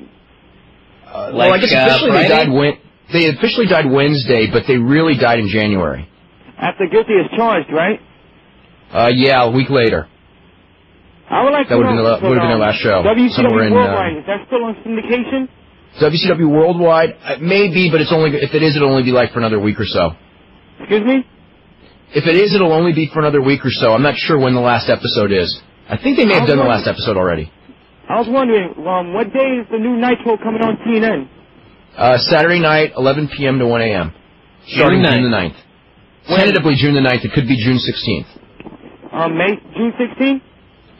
June 9th right now could be June 16th. Because my cable company, Centennial Cable, does not carry TNN. Uh-oh. You'll have to give him a call. A bunch of cheap asses. Yeah, you should give them a call and say, I want TNN. A lot of cable companies are like that. That's why Raw is not going. That's why I would switch to a dish. It's like you watch those annoying commercials that say, you switch to a dish, now you'll never get another girlfriend. Oh, that's right. Dave. Yes. There was this show in Hatillos on WrestleMania weekend, put on by the Iman Latin Wrestling show group here in Puerto Rico. They got some good stars. How was the shows? Did you do any of the IWA shows over the weekend? No, I've seen it on Channel 12. Miguel Perez dressed up as a mummy. Right. He came out and started attacking Star Corporation. Yeah. I heard it was hot. And Shane the Clown Boy won the belt again in Bayamon. I heard that was an awesome match, too. Yeah, so a friend of mine told me. And he heard from the internet that Gran Apollo and Ricky Banderas are turning heel against Shane the Clown Boy. Yeah, Gran Apollo looks like he's going heel, yeah. I would like to know, since WWF bought WCW, right? Yes. Yeah. Will they start sending their stars to Puerto Rico, the WCW workers? To IWA? I guess they could. I mean, that certainly is not in the plans right now. The only guy I heard that's being sent to Puerto Rico regularly is Russ McCullough's going starting Friday, who's an OVW guy. What you say? Russ McCullough. Rusty who? Russ He's McCullough. from Ohio Valley Wrestling. He's not on WWF TV yet. He looks like Kevin Nash. Unfortunately. Damien Only got a haircut. looks like Kevin Nash. What? Yeah, he looks like Kevin Nash, Russ McCullough. I heard that he's going to be given the junior heavyweight belt again. Yeah, I think so. Okay. So is Ray Gonzalez going to the new WCW? I seriously doubt it. Seriously. Wait to that. Yeah. He's 8 times Universal Champion here in the WWC. I heard 12 times, but it doesn't really matter. But who's counting? I'd like to know. I remember seeing Ray Gonzalez, years ago in Japan. He was pretty good. Don't you ever? Excuse me. I don't get tapes from Puerto Rico. I haven't seen a Puerto Rico tape in years, unfortunately. Well, I enjoy Brian's newsletter so much. That's why I sent it to my friend.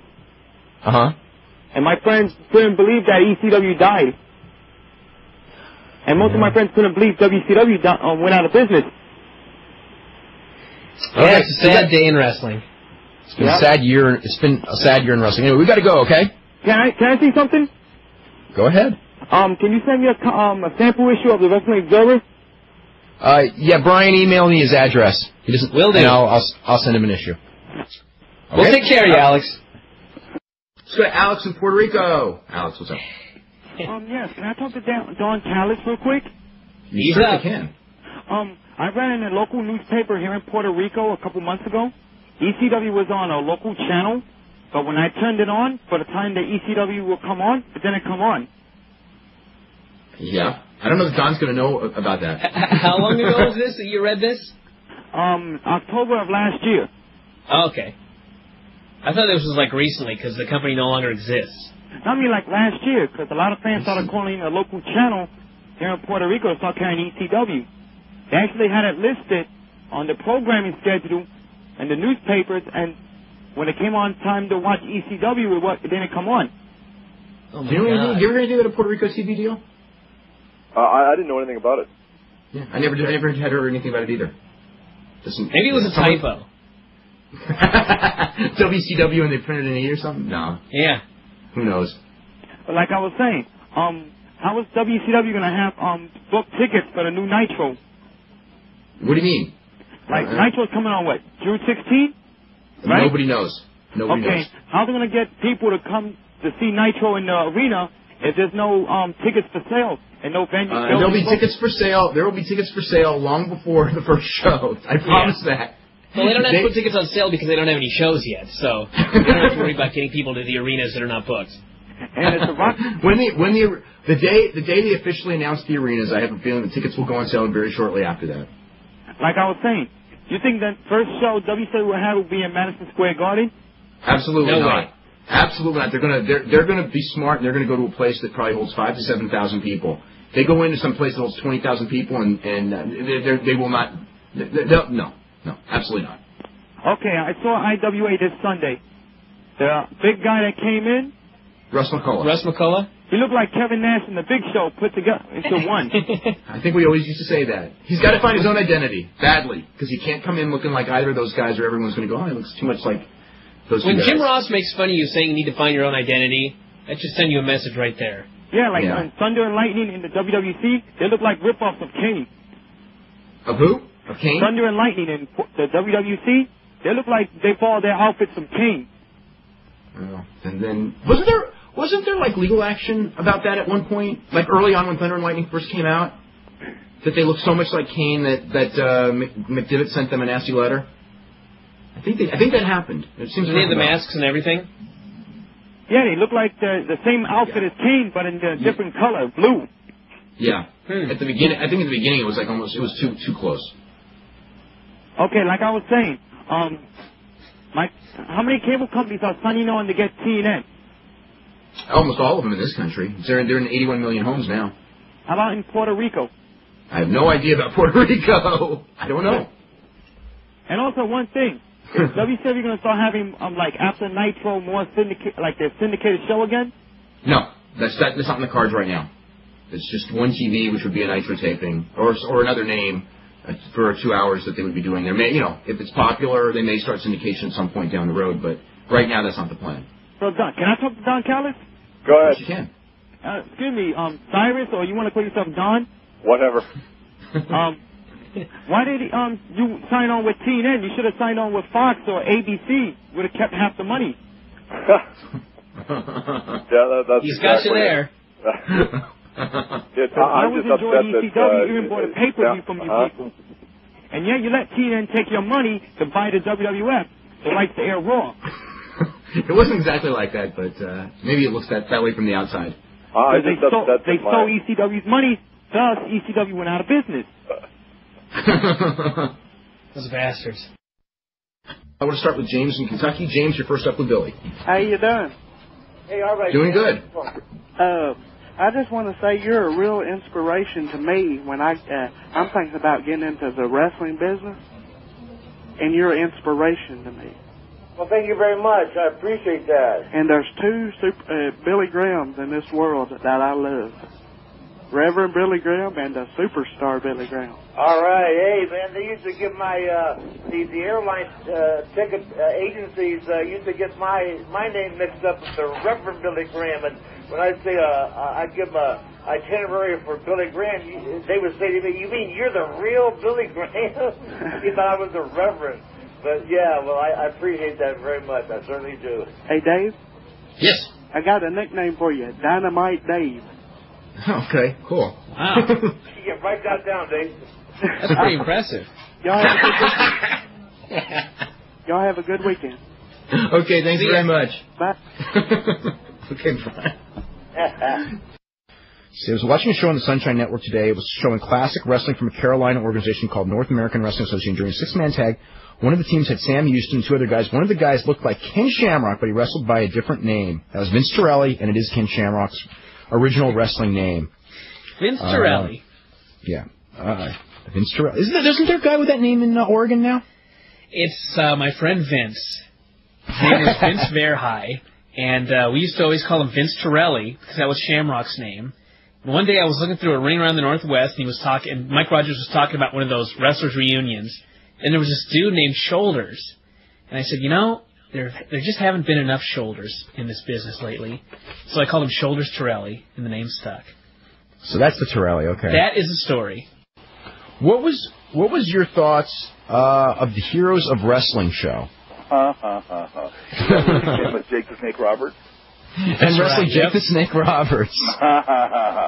Well, that's the good one. Actually, I felt pretty good in that match. But this little promoter, independent promoter, can't remember his name now, runs out of northern upstate New York. Mike Henry, maybe? No, Mike. Michael Bryan? Michael Bryan. Okay, Michael Bryan, yeah. Real nice guy, always treated me great. He goes, "Yeah, Jake, we want you to do a job for Jake." I said, "I'm not doing it." And then he goes, "Okay." He comes back 5 minutes later. He goes, "You have to do a job for Jake." I said, "I'm not doing it. How many times have I tell you guys? I'm not doing it." Jake's back there smoking a crack pipe, and didn't bother to share it or anything. I'm just kidding. But I said, "This guy's smoking a crack pipe back here, and you want me to put him over? I don't know what he's going to do in the ring." that was a prophecy, wasn't it? Yeah, so then 10 months later, Mike goes, Jim, wants you to do a job for... I said, how many times do I have to say I'm not doing it? So I go out there, I make my entrance, we haven't got any finish whatsoever. Jake comes out and goes, all right, I'll do it, I'll put you over. Then Bundy was my partner, and Yokozuna was Jake's partner. And Jake was so out of it that and damn near killed him. You know, we managed to get the match through, but then Jake started doing all that shit with the snake and putting it in his mouth and his crotch and everywhere. Had that horrible interview, and it was quite the night to remember. Yes, it was. Oh, yes, it was. Yeah, I know. We're going to run to James in Kentucky. James, how are you? Pretty good. How y'all doing? Good. Hey, Dynamite Dave. Hey, what's up? Hey, Jim? Yeah? I'm a real big fan of yours, and I was wanting to know, are you going to be in the new WCW? I'll tell you, I'm training really hard and making a real effort at making a serious comeback with either one of the groups or both groups or the combined group or whatever. But I would definitely like to make a real nice comeback with one of the two groups. Yeah. Dave, I got a question for you, too. Mm-hmm. Okay, it's about the Raw on Monday night. I watched it, and they had low rating. What was their rating by the... It was a 5.0. It was down a tenth from the week before. Oh, yeah. It's not pretty much the low. Yeah, it's not. I wouldn't call it a low rating, but it's like the rating hasn't moved since WCW went off the air. So I think that's got to be disappointing. I'd call it a disappointing rating, but 5.0 this day and age for a cable show, you can't call that a low rating. Hey, Dave. Yes. At the end of that match on the main event, Stone Cold and them. Yeah. Do you think that was a little bit too violent? Oh, with the chairs and everything like that? Yeah, hitting them. To me, it's the same thing Any that's other been done for meeting. weeks. Yeah, I mean, it's not. There's sometimes Vince McMahon forgets there's little children watching this, and no, he doesn't forget. He just. I don't think he forgets. He just doesn't really care. Yeah, I think that's right. Well, there is no real censorship on any of the TV shows anyway. Yeah. Oh yeah, is Brett coming back to wrestling soon? No. Okay, Jim, would you tell Brett I say hello? Will do. James from Kentucky. And I still think about Owen every day, and I'll never forget Owen. Yeah, a lot of people do up here too, and all over the world. Yeah. Tragic. It's horrible. Yeah, it is. And it's nice talking to you. And all right. Thanks, James. James, what's up? Hey, how y'all doing? Hey. Dynamite Dave. Yes. James, how come I don't have a nickname yet? I'm thinking of one for you. Okay. I'll get back with you on that. And I just want to say that I watched Raw last night, and other Raws I watched, fan of longer matches. Well, you're not going to be happy a lot. I know, but 7-8 minutes match, okay too. Well, we got Austin's match went 7 minutes. Yeah, that was the and only plus one. Jericho and them. And Jericho, that's right. They went like 10 minutes. Yeah. And that was my two favorite matches. And that I think if they kept the wrestlers in there for that light heavyweight title match, like another 7 minutes or so, that would have been a great match. It went I think a particular crowd would have gone for that. Yeah. It's like I blinked and it was over. That happens a lot. Yeah, and I would like to say that if the WWF would quit, who cares about what every once in a while? Every once in a while, what goes on in the back? People's interested, but the Dynasty, Dallas, Notch Landing era is over, and people's just not interested. Like me, I got old tapes. If I want to watch a Dynasty in Dallas, people. Dave has those old tapes too. What now? Do you have those old Dallas tapes, Dave? Yeah. No, I have none of them. J.R. Ewing? Yeah. Yeah, I remember J.R. Ewing. Are you talking about the soap opera and the WWF? Is that what you're comparing it to? Yes, soap opera. Okay. See, I'm you watched when you were a kid. I'm a fan of With the your grandma. 80s also, when they just had matches. I was a big fan in the 80s, too, but that was in the 80s. I was a big fan of the 80s. I like the 80s music, by the way, too.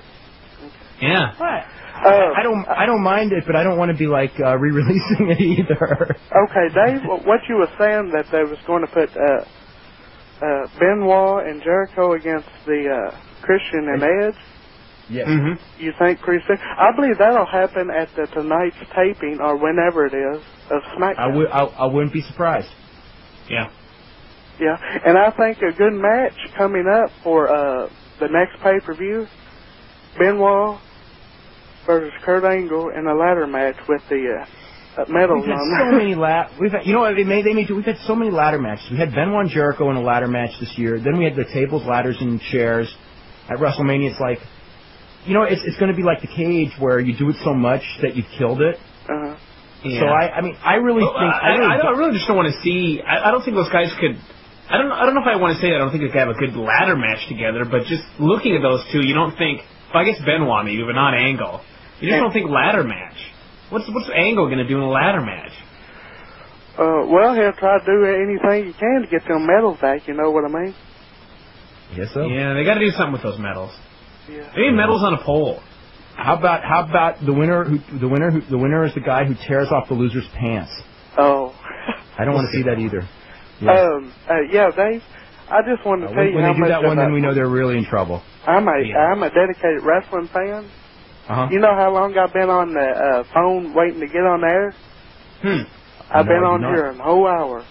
Wow. That's how dedicated I am. Cool. And tomorrow, Bobby Heenan's going to be on, right? Yes, he is. That's right. And it's not like one-time thing. I could call back in tomorrow and talk to Bobby. You can call to talk to Bobby Heenan. Yes, you can. In fact, I encourage you to do so. Okay. And also, I would like to say that would be deemed the meeting of the mind.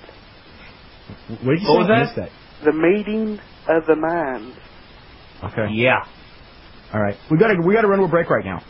Thank you. Okay, we'll be back right after. Talk to you tomorrow, James. John, you're up next. Hello? Hey, how are you? Hey, Brain Man. God, you just kick ass, dude. How you doing? Good. I had a couple questions.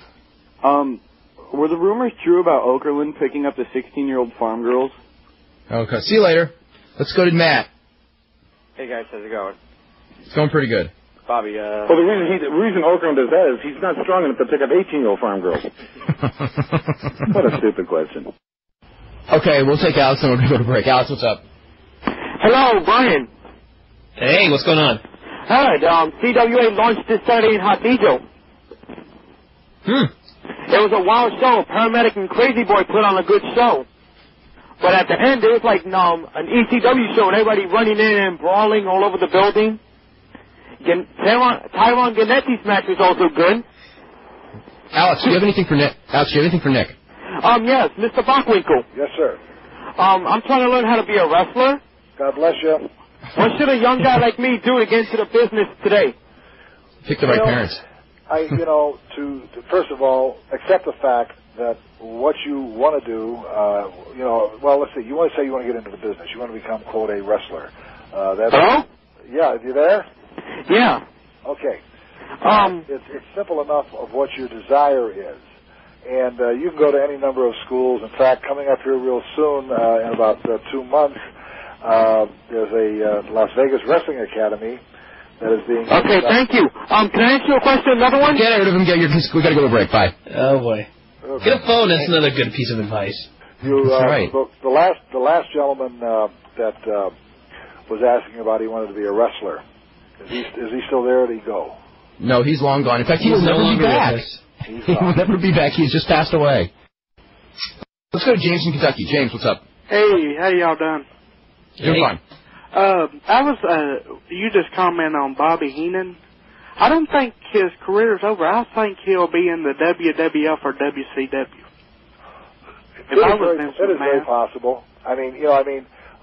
He's just got too much talent to offer, even at the age he is, just doing the thing. I mean, especially behind a microphone. I mean, you know, it's so spontaneous. I remember one time he wrestled somebody, I think it was Stone Cold Austin, beat the guy, and the guy's name was, he was the lifeguard. And so then Stone Cold... Tugboat? Who's I don't the know who it was, but anyway, Stone Cold then laid down on the mat, and he kind of arched himself back up, stomach down, and he was going through like he was swimming across the mat, you know, kicking his feet and taking a swimming. I can't hardly hear you, Nick. Pardon? I can't hardly hear you, sir. Well, I'll try and talk louder. Okay. But anyway, he was doing Stone Cold was doing this swimming routine, laying on the mat, like he was swimming in a pool, and whoever Bobby's sidekick was, he says, "What's he doing?" And Bobby says, "Well, he can't kick sand in his face." So, I mean, he just would go out and beyond wherever it was. Whatever that would have been. Yes, Mr. Bockwinkel? Yes, maybe Brian Pillman. Remember California Brian for like 2 weeks? That's right, yeah. Yeah. Hey, go ahead, James. Could you say hello to John out there? He's listening. He's my friend. John, hello. Okay, and we're going to a break. We are going to improve the quality of our callers very soon. Okay, wait a second. Al, I think who works with the Meltzer Show. That's correct. Now, Al, how could you kick off James from Kentucky? He says you said he was a dull caller. Exactly. Well, what do you want him to do?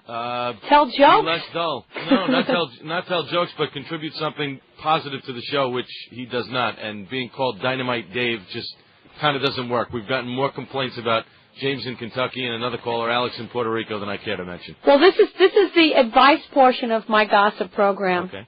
And so I try to advise James, and I hope that by the next time he calls, he will have gotten a job, and he's come to the conclusion that he has to leave his hometown. I think that's progress. That's not easy to realize, is it, James? No, it's not. And is this the phone caller? Is this I'm the phone screener, producer. producer. I'm the jack of all trades for the show, James. He is. That is Al is the person who told you can't talk to the Dave Meltzer Show until you get a job, put in your $1,400, and join that wrestling association. Well, I call there to talk to the superstars, not to act like a fool. You mean which they think I am. They don't think you're a fool. You do not think he's a fool, Al. No. He's not a fool. How about let me call in today and I'll ask a simple question? Because Dave has specifically told me not to have you on the show anymore, so I kind of have to listen to what the host says, you know. Now, listen. But you tell Dave this means war then.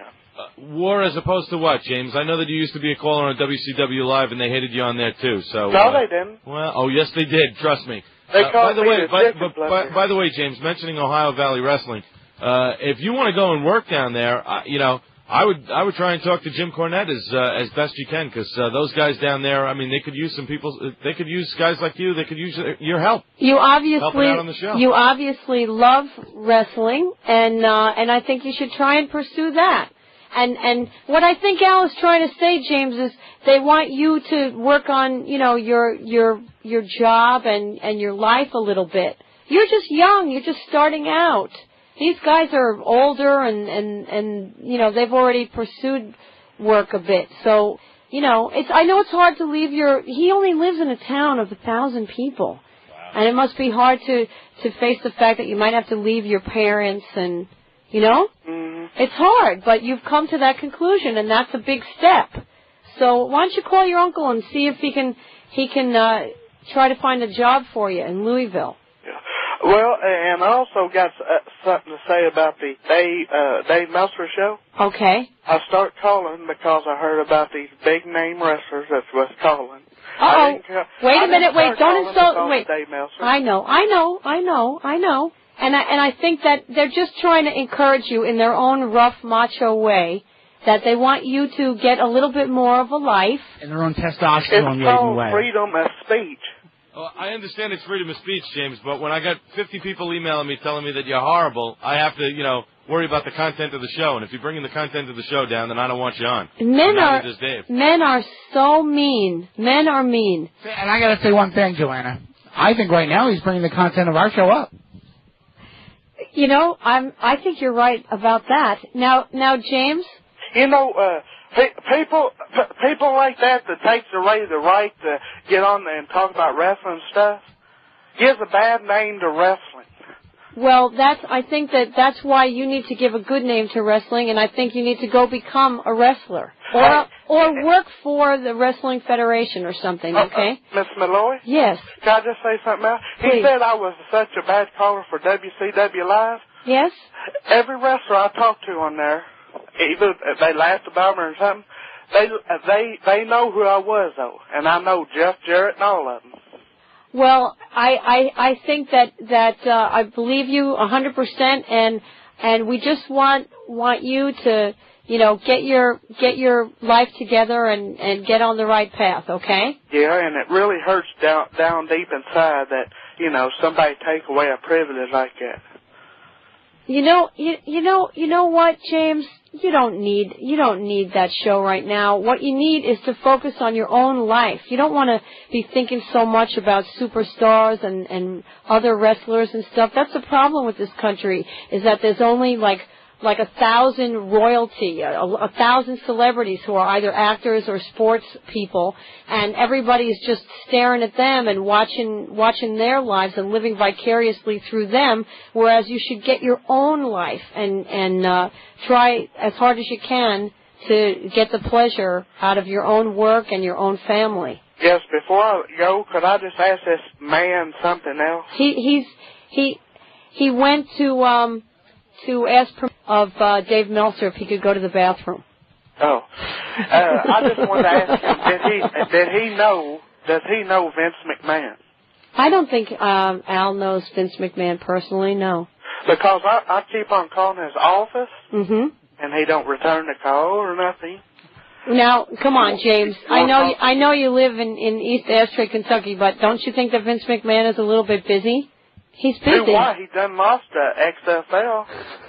You think he's just sitting around in shorts watching MacGyver reruns? And fixing to have run WCW down the tubes when he relaunches it. Now, Mickey Alla, by the way, says, can you remind James that one of our very nice lady listeners says that Al just gave you a good tip for wrestling in that Ohio Federation. He gave you a name. Did you write down that name that he told you about? Al, I couldn't hear him. Al, what was that name? Was this a serious referral? A name of the guy? Jim Cornette works with Ohio Valley Wrestling. Okay, so you try. Why don't you write a letter to? Is it CORNETT? CORNETTE, yeah. With an E on the end. And what's the number I could get a hold of him with? You just call 411 and ask for Ohio Valley Wrestling. Yeah, they'll direct you to a phone number of the Ohio. Okay, but you so try that, and also try to get a job from your uncle. Yeah, and they have a website. Yeah. You're very internet savvy. Why don't you email them and say you're internet savvy and you know everything about wrestling? It's OVWrestling.com. Oh yeah, Al. Yeah. Tell Dave Meltzer the trademark name I give him. If he uses it again, it's a trademark name, so I'll charge him money.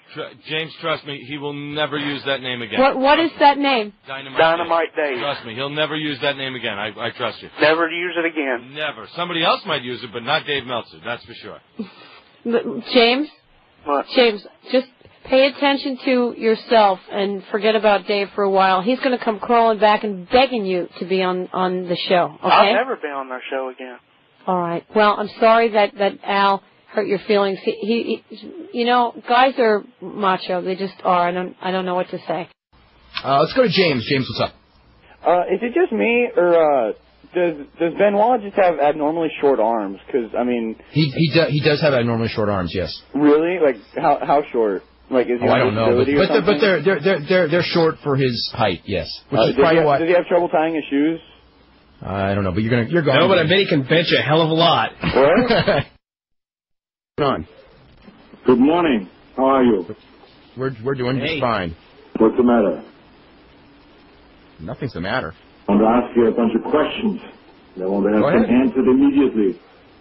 Well, Who try is your your best. daddy, and what does he do? Is he gone? He's All right. a worker. Listen, you Dan and Scott guys, knock it off. Let's see. Here's what I'm hoping for, Judgment Day involving Benoit. Since it makes sense for Angle to win his medals back in the ladder match, have Edge and Christian interfere so Angle doesn't get the clean win, and Benoit has more heat with Edge and Christian. I think that's how it's going to go. I would guess that, too. That would be what makes sense. Then have Benoit be Jericho's mystery partner for the tournament, and have them win the tag team titles, eliminating Edge and Christian, and then have them So Benoit's going to wrestle twice in this... 4 times. 4 times. Oh, that's right, yeah. Well, 2 different matches. And then on Monday, have Benoit and Jericho win the tag team titles from Hunter and Steve Austin. I hope this person did not send his resume to the WWF. I know, they're looking for writers. But actually, you know what? I'll tell you what, I thought about that exact same thing, and it makes perfect sense. It does, but it'll never happen. That's only... I don't expect it to happen either. Let's go to Terry in North Carolina. Terry, what's going on? So you think it's a bad idea for The Rock to become a heel right here? Like horrible idea. What I'm thinking of with this right here. Let's just turn everybody heel. Horrible idea. What I was thinking of with this right here, I think it'll kill him. Basically, he blamed the fans of McMahon for not letting him be black. Yeah, terrible idea. Will not happen. No. I doubt that'll happen right there. No, that one's not happening. Let's go to Jim in Colorado. Jim, what's going on?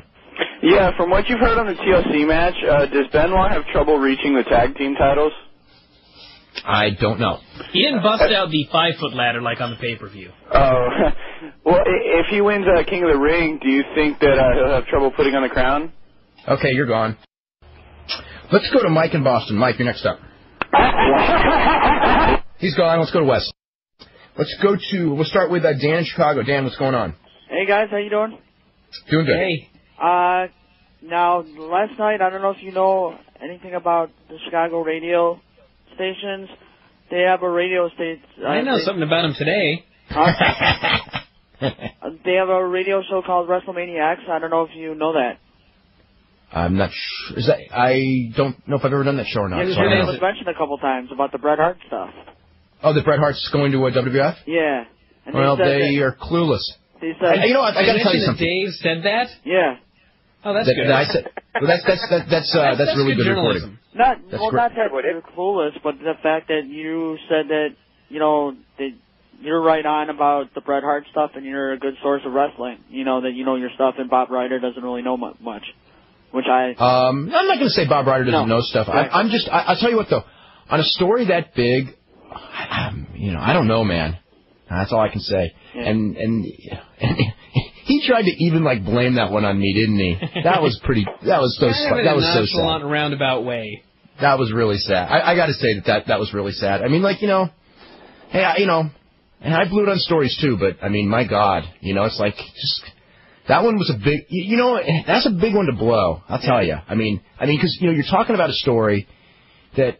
Let's face it. I mean, first of all, the fact that everybody was so freaked out about it tells you what a big story it was. And second, it's a story that on the surface. I mean, when Brian heard it, when I heard that thing, I mean, our first reaction was, no way. Yeah. So it's when it's something where your reaction is no way, you better do real a lot of thought on you know what I mean? It's something that's I don't know. What can I say? Hey guys, I just got to the arena here. I got Don Callis beside me. You want to chat with him? Absolutely. But hang on. Dan, just to finish up, and then we'll go to Don. All right, Hello, lads. I got the stalker. One more time, I'll give you one last name. Okay, you can Don go for the stalker. Paul Bearer. Okay, it's not Paul Bearer. Are you sure? That's a match I'd want to see, Undertaker and Paul Bearer. No, Undertaker. From what I hear, is that not that there's a new brother, but the fact is that's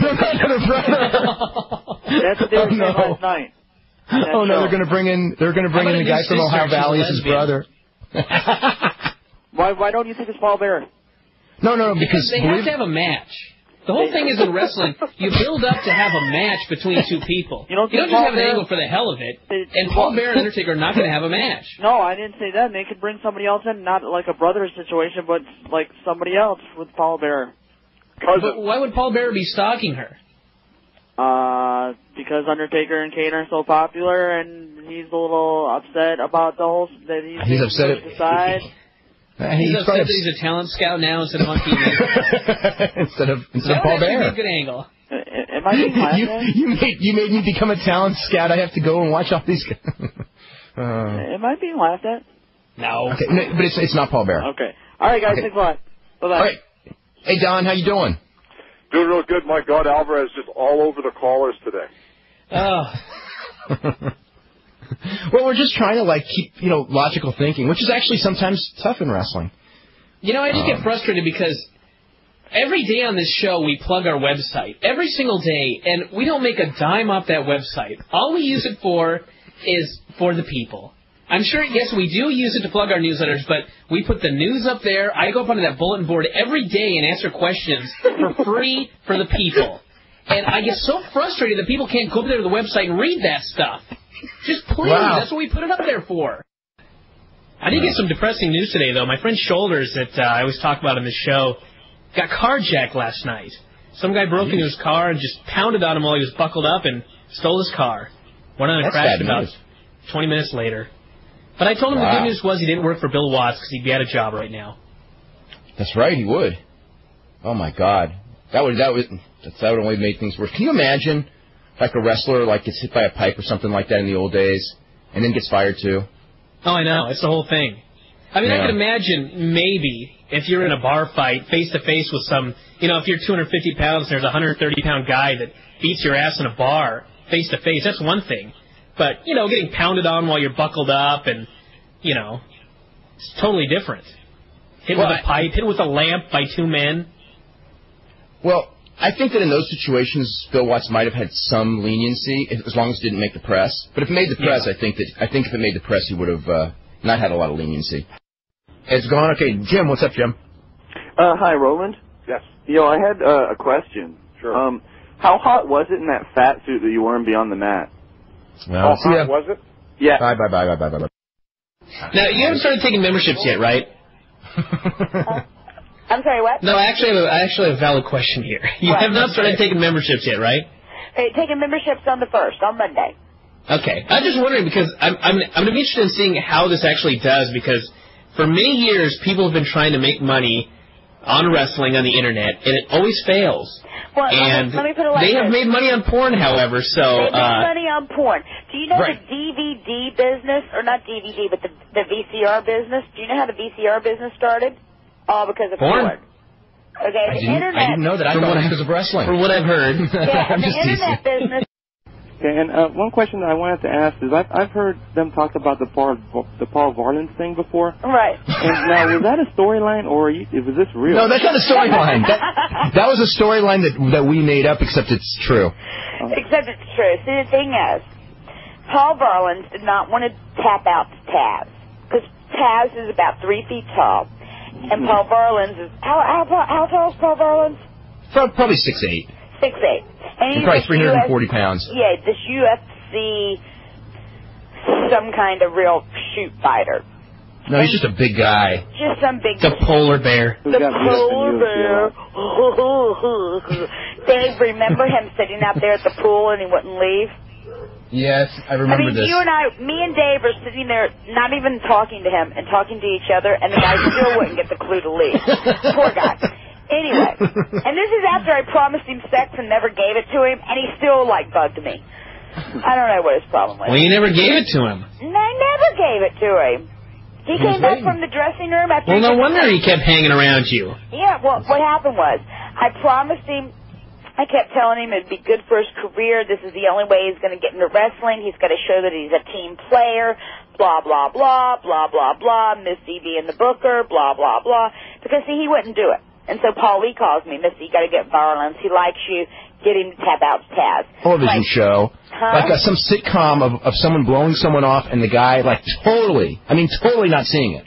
Yeah, and then so he does it, and he comes back after he taps out from Taz, and in front of everybody in the dressing room, he goes, Missy, are we ready to go back to the hotel? I'm like, I don't go out with your brother. And he just kind of sunk his way out of there, you know. No wonder he hasn't been back. Yeah, well, his career's dead. Let me ask you something. On CNN, on your guys' cable, what channel is it? Like on my cable here in New York, it's 74. Mine's 72, and I'm Manhattan. Okay. And everything, I know USA is down in the 30s, and I think there's a disadvantage with the channel being high up like that. When you surf through the channels, you usually go through all 80, 90 channels. Okay, but why would that change? Why would that big drop come up after WrestleMania if it had that drop would have started from day one? I mean, there was. Don't get me wrong. It did hurt. I'm saying a small part. But this latest drop has nothing to do with TNN. No, I mean, I wouldn't. As far as like. You know why it's dropping? It's because there's no Sonny or Missy on the show. Or Mae Young. I can't believe they haven't brought her back. Hey, there's something for your fetish site. Hey, yeah, Mae That's Young. right, seriously. And she. Write that down. Mae Young, naked. We need her. Okay, well, make sure you put fetish site there in parentheses. Hey, listen. I'm sure there's a few old guys out there that like to see some of that stuff naked.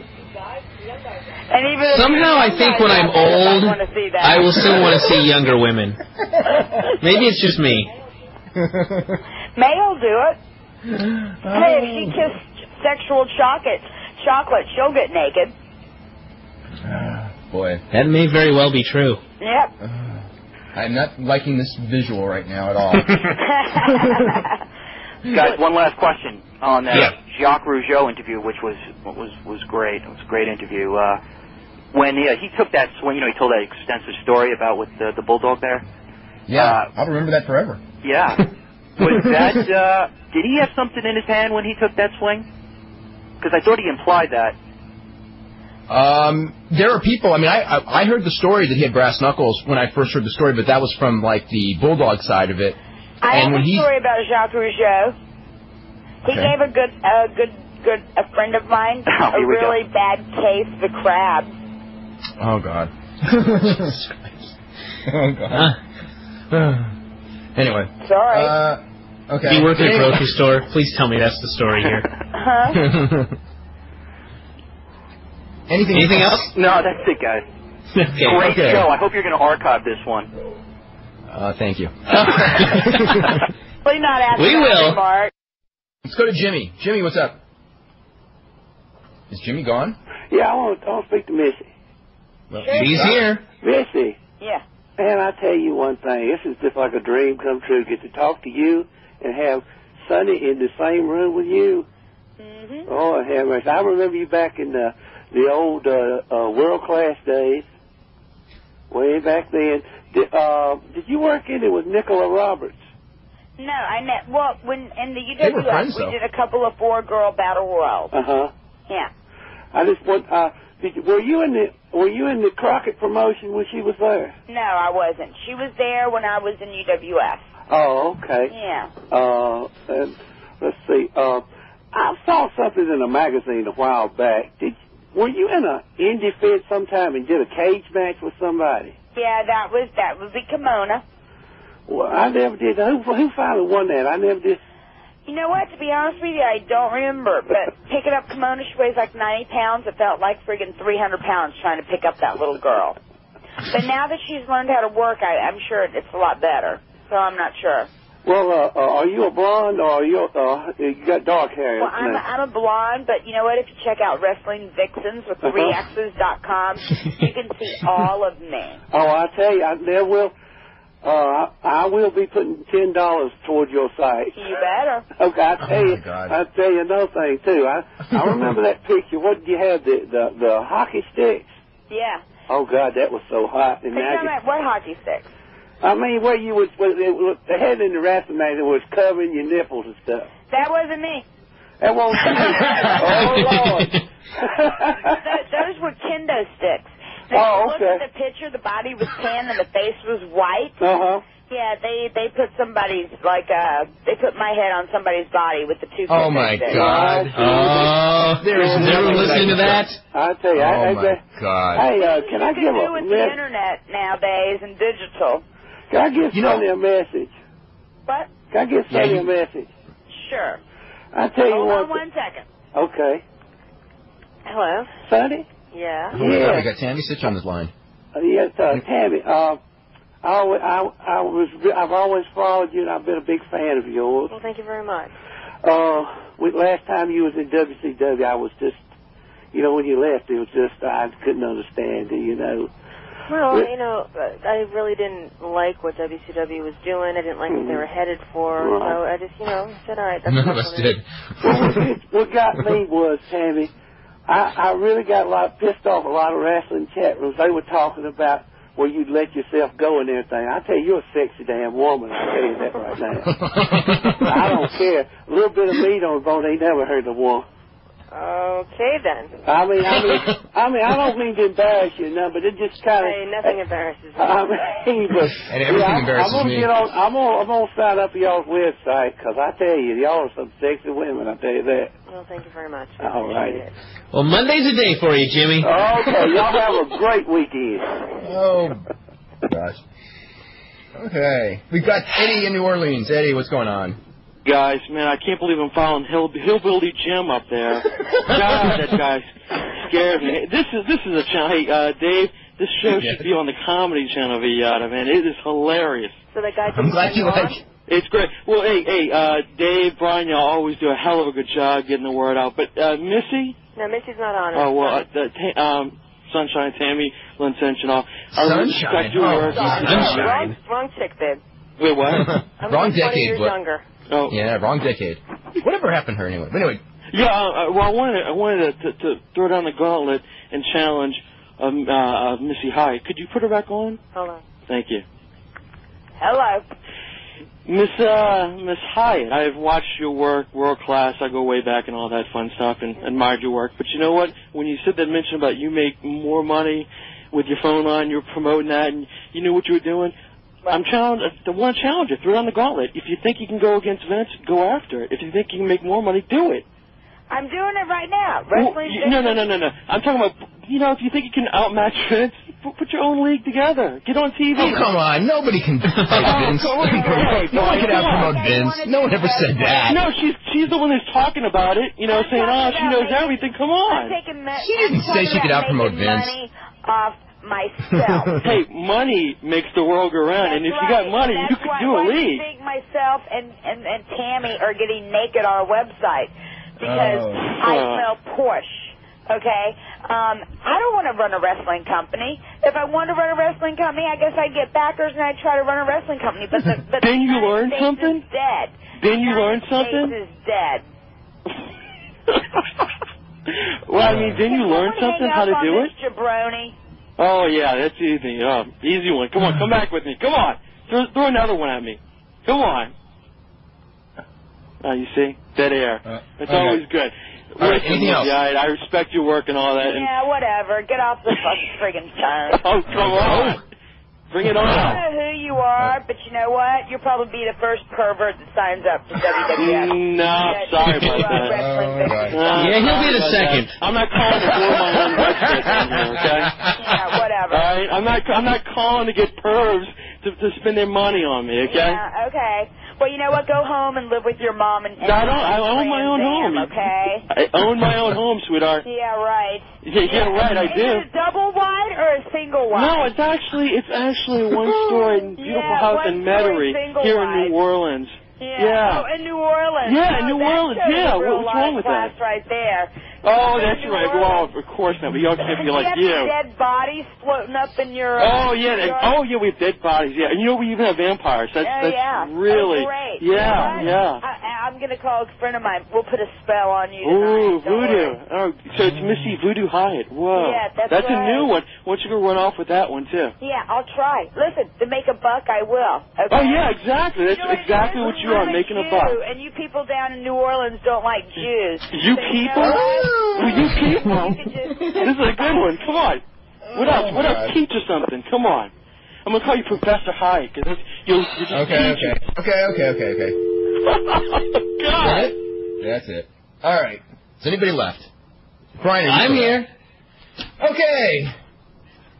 David, in Long Island, what's going on? Oh my God. Oh my God. David, save my show. Please. Well, what do you want me to do? Ask about pride or something? What's going on, David? Well, I wanted to ask Missy. We know how Lance Storm likes to use lots of logic holes in his argument. Does he like to use lots of holes when he has sex? Oh, God.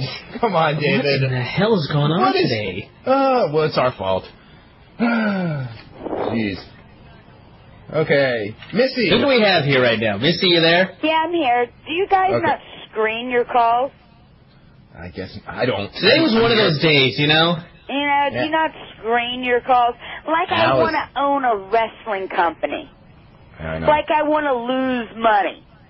I know. You know what I'm saying?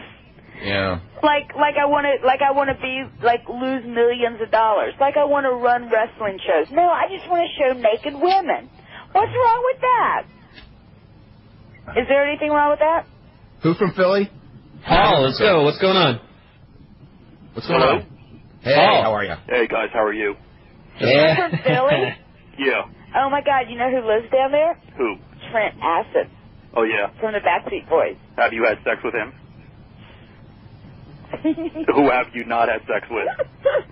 I know someone. Who? Brian. Brian. I'm safe up here in Seattle. Hey, that doesn't mean you're not safe.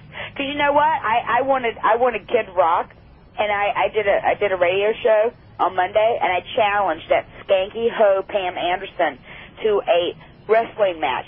And we put Kid Rock in a cage up above the match, and the winner of the match would get Kid Rock.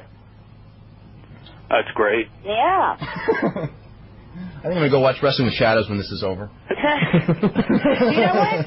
Speaking of Wrestling with Shadows, if anyone knows how to get in touch with Bret Hart, I want to have I might know someone. Huh?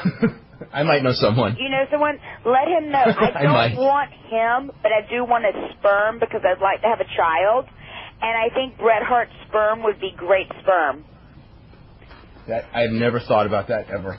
Well, with my looks and brain and his brains and wrestling ability, the kid would either be a fabulous wrestler or they would be an awesome hockey player. There you go. See? Thought about it for at least 5 minutes. I've been thinking about it for a long time. Okay. Anybody that knows Bret Hart, please let him know. All he has to do is just stick it in a cup and freeze it and send it. Dave? Yes? Do you think that Lou Bez is sitting by the computer listening to the show?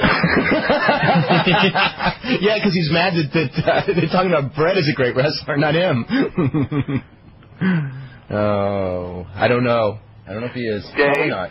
Yes. Could you make this a 2-hour show today? It is a 2-hour show. I mean, Come a on 3-hour show today? No, we cannot. Okay. I couldn't even if I wanted to. Missy? Yes. Were you ever with Kamala?